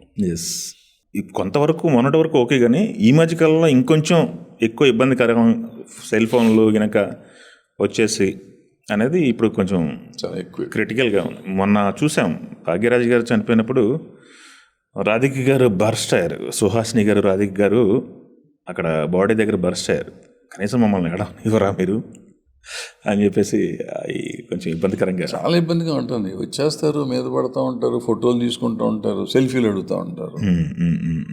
దరిద్రం. చచ్చిపోయి ఇప్పుడు మనకి ఇష్టమైన మనిషి అయితేనే వెళ్తాం, లేకపోతే ఎందుకు వెళ్తాం? అవును. అక్కడికి వచ్చి సెల్ఫీలు అంటారు, ఏం సెల్ఫీలు అంటారు, అరుస్తూ ఉంటారు ఆర్టిస్టులు వస్తే. ఎస్, ఇప్పుడు మాకు ఎవరన్నా ఒకళ్ళు పోతే ఎవరిని వస్తామంటే రావద్దు అనాలి, రావద్దంటేనో పాపం వాళ్ళు రాకపోతే రాలేదని మళ్ళీ పేపర్లు వేస్తాం, వస్తేనో జిందాబాద్ హాయ్ హోయి అని అరుస్తూ ఉంటాం. అసహ్యంగా చండాలంగా తయారైపోయింది. అవును, చాలా అబెట్గా ఉంది. ఎస్. ఇది సోషల్ మీడియా వచ్చిన తర్వాత సోషల్ మీడియా అనేది ఇండస్ట్రీకి వరమ శాపం అనేది చాలా రకాలుగా మాట్లాడుతున్నారు. ఎందుకంటే ఒక సినిమా వస్తుందంటే ఆ సినిమా మీద రకరకాల అభిప్రాయాలు ఉంటున్నాయి. మొన్న ఒక పెద్ద సినిమా రిలీజ్ అయింది, దాని మీద ట్రోలింగ్, విపరీతమైన ట్రోలింగ్. అది ఎవరు చేస్తున్నారు, ఎందుకు చేస్తున్నారు అనేది ఎవరికి అర్థం కాదు. ఈ స్టార్ హీరోల సినిమాలు రిలీజ్ అయిన ప్రతిసారి ఇదే గోల. అంటే ఇప్పుడు సోషల్ మీడియా మీదే బతికేద్దామని మనం ఎప్పుడైతే ప్రిపేర్ అయిపోతున్నామో ఆటోమేటిక్గా ఇవన్నీ వచ్చేస్తున్నాయి. ఇప్పుడు సినిమాకి ఎప్పుడు నువ్వు సోషల్ మీడియాలో బాగుందన్నా బాగోలేదన్నా సినిమా బాగుంటే ఆడేస్తుంది. ఈ ట్రోలింగ్ అనేది సపరేట్ జరుగుతుంది. ట్రోలింగ్ అనేది ఒక రకంగా మనం పెంచి పోషిస్తున్నాం కొంతవరకు. దేవరా వచ్చినప్పుడు ట్రోలింగ్ జరిగింది, గేమ్ చేంజర్ వచ్చినప్పుడు భయంకరంగా జరిగింది, మొన్న పెద్దకి బాగా ట్రోల్ జరిగింది. ఇవన్నీ స్టార్ వార్ల కింద మారిపోతున్నాయి కదా. వీళ్ళ సినిమా వచ్చినప్పుడు వాళ్ళు చేసుకోవడం అంటే నాకు అర్థమైనంత వరకు నాకు తెలిసి వీళ్ళు తయారు చేయట్లా. డెఫినెట్గా ఏంటంటే కొంతమంది ఉన్నారా ఇండస్ట్రీలో పక్కోటి సినిమా మీద ట్రోల్ చేసే. అంటే అంతకుముందు కూడా మా చిన్నప్పుడు ఎట్టుండేదంటే రామారావు నాగేశ్వర సినిమాలు వస్తే ఈ సినిమా సాంగ్ మధ్యలో నడుస్తుంటే అవతల ఫ్యాన్ దుబ్బెత్తన నా కొడుకు అనుకుంటే లేచి వెళ్ళిపోతా ఉండేవాడు. ఓహో, అవునా? థియేటర్లో కావాలని నా కొడుకు ఏదో పుట్టించాలి, అంటే బోర్ కొట్టిస్తాను సినిమా బాగాలేదని ప్రూవ్ చేయాలని అని ఆడే సినిమా ఆడుతాను. వీడు అక్కడ చెప్పినంత లోపల బాగా బ్యాడ్ అవుతుంది సినిమా. సో ఇటువంటిది అది ఇప్పుడు సోషల్ మీడియాలో వచ్చి ఇప్పుడు బూతులుగా మారుతున్నాయి. ఓకే. సో వాళ్ళు అన్నంత లోపల ఆ రోజు రామారావు నాగేశ్వర సినిమాలు ఫ్లాప్లు ఏమి అవ్వలేదు. ఈ రోజున ఇప్పుడు వీళ్ళు పెడితే అయ్యేది. ఇప్పుడు మీరు చెప్పినట్టు పెద్ద దేవర 3 ఎగ్జాంపుల్ చెప్పారు. గేమ్ చేంజర్కి ఏమి చేయలేకపోయాం, కానీ పెద్దను దేవరా బాగానే ఆడినాయి కదా. ఓకే. సో సినిమాలో దమ్ముంటే ఏమి జరగదండి. దమ్ము లేకపోతే అది చాలా వీకెండ్ చేస్తుంది. ఓకే.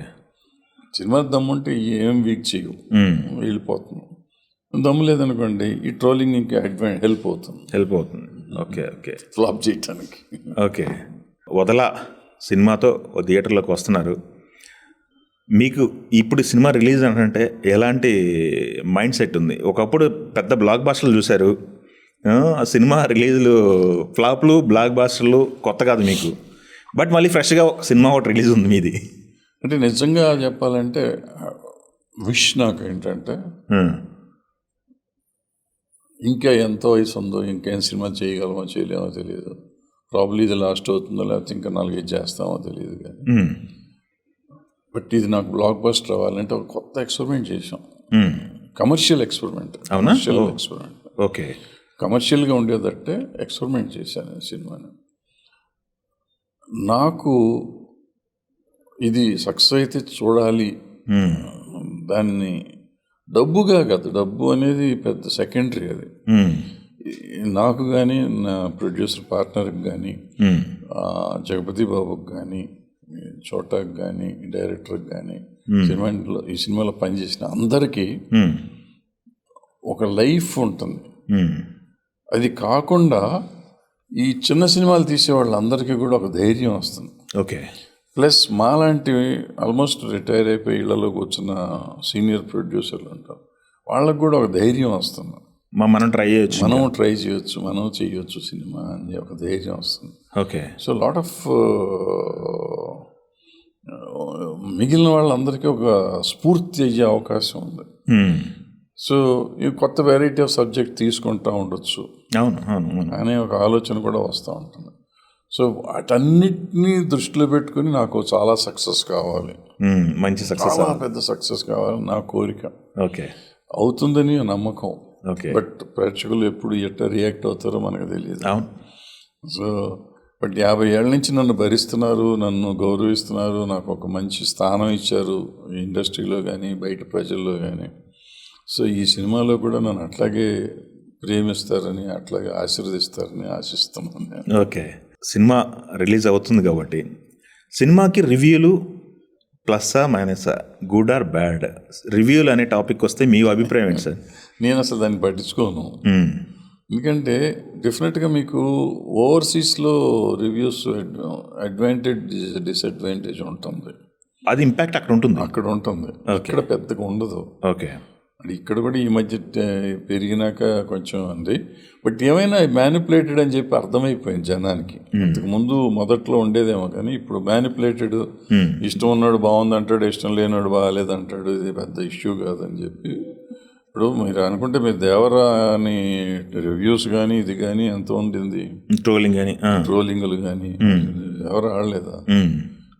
ఇవన్నీ పెద్ద పట్టించుకోకర్లేదు. ఓకే. నన్నైతే నమ్మను కూడా. ఓకే. దానివల్ల ఏదో అవుతుంది అనేది నేను నమ్మను. ఓకే. మనం రకరకాల వేరే కారణాలు ఉన్నాయి, చాలా కారణాలు ఉన్నాయి. ఆ కారణాలని మనం చూసుకోవాలి తప్ప ఈ ట్రోలింగ్లు కానీ లేకపోతే ఈ రివ్యూస్ వల్ల సినిమా అయిపోతుందంటే నేను స్ట్రాంగ్గా సినిమా తీయాలి.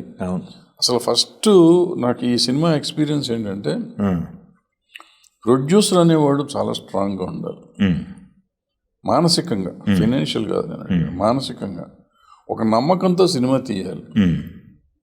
ఒక డైరెక్టర్ అనేవాడు కూడా అంత నమ్మకం. భయపడిపోవాలి. మనం ఎప్పుడు ఏమైపోతున్నాం, ఎవరేమంటారు అని భయపడి చచ్చిపోతున్నాం.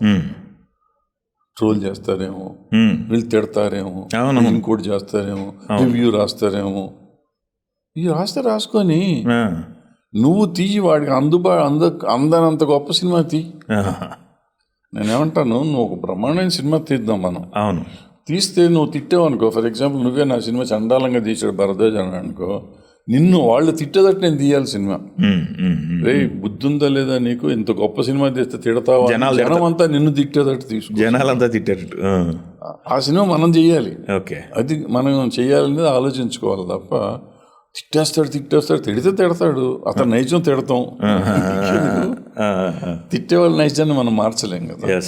సో మనం దానికి అబౌవ్గా ఉండాలి. ఇప్పుడు ఆ ధైర్యం మనలో రావాలి. భయంతో బతుకుతున్నాం మనం.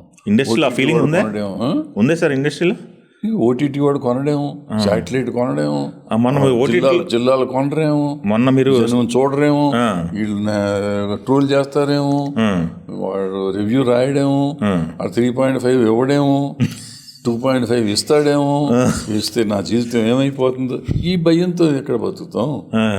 నేను సినిమా ప్రేక్షకుల కోసం తీస్తున్నాను, వాళ్ళ సినిమా చూడాలి అని సినిమా తీద్దాం మనం. అసలు ఇవన్నీ మర్చిపోదాం. ఓటీటీ కొంటారా, ఓవర్సీస్ కొంటారా, డబ్బింగ్ కొంటారా, శాటిలైట్ కొంటారా, ఇవన్నీ మర్చిపోదాం. Let us make a solid film. అంటే గతంలో ఏం చేసేవాళ్ళం, థియేటర్లో ప్రజలు చూస్తారని ప్రజల కోసం సినిమా తీసేవాళ్ళం. అది తీద్దాం. ప్రజల కోసం సినిమా తీస్తే మిగిలిన ఆటోమేటిక్గా వస్తాయి కదా. ఓకే. అది మానేస్తున్నాం. Okay, super sir. అదే మరి మొన్న ప్రెస్ మీట్లో మాట్లాడిన తర్వాత అదే ఎక్కువ డిస్కషన్ అవుతుంది ఇండస్ట్రీలో. మంచి పాయింట్ కదా మీరు చెప్పింది. సినిమా జనాలకి ప్రేక్షకుల కోసం తీయాలి, ఓటీటీల కోసం కాదు అనేది జనాల్లో గట్టిగా మీరు మాట్లాడింది. ఓటీటీల పరిస్థితి సార్. మీ మొన్న దుబాయ్లో ఓటీటీలు సంస్థలన్నీ మీటింగ్ పెట్టుకున్నాయి. మనం ఓటీటీకి సంబంధించి బిగ్గెస్ట్ ఫిలిం అంటే ఆల్ లాంగ్వేజ్ 200 crores మించి కొనకూడదు, మోస్తరు ఫిలిం అంటే 10 కోట్లు పెట్టి కొనకూడదు, ఇలా బాటా రేట్లు అయితే ఫిక్స్ చేసుకున్నాయి ఓటీటీ సంస్థలు. వాళ్ళు ఇంకా తగ్గిస్తే ఇంకా సంతోషం. కాస్ట్ పెరగకుండా ఉంటుంది. వాళ్ళు ఇచ్చారు కాబట్టి ఇక్కడ పెరిగిన రేట్లన్నీ. వాళ్ళు తగ్గించారు, ఇంకో రేట్లు తగ్గుతాయి ఆటోమేటిక్గా. ఓకే. అంటే కరోనా తర్వాత ఓటీటీ వల్ల ఇండస్ట్రీ నాశనం అయిపోయింది. వాళ్ళు పెంచడం వల్లే. పెంచడం వల్ల పెంచుకుంటూ పోయాం. నాకు ఓటీటీలో ఎంత వస్తుంది, నాకు ఓటీటీలో ఎంత వస్తుందని హీరోలు చెప్తున్నారు. ఓకే. వాళ్ళంత వస్తుంది కాబట్టి వాళ్ళకి అంత remuneration. Okay. Thank you sir. చాలా విషయాలు ఈరోజు ప్రేక్షకులు, తెలుగు వన్ ప్రేక్షకులకి అందించారు. చాలా మీ అనుభవాలు బయట పెట్టారు. 50 years. కంగ్రాట్స్ అండి, big congrats. Thank you. All the best for వదలా. Thank you. Bye. Thank you అండి. తెలుగు వన్.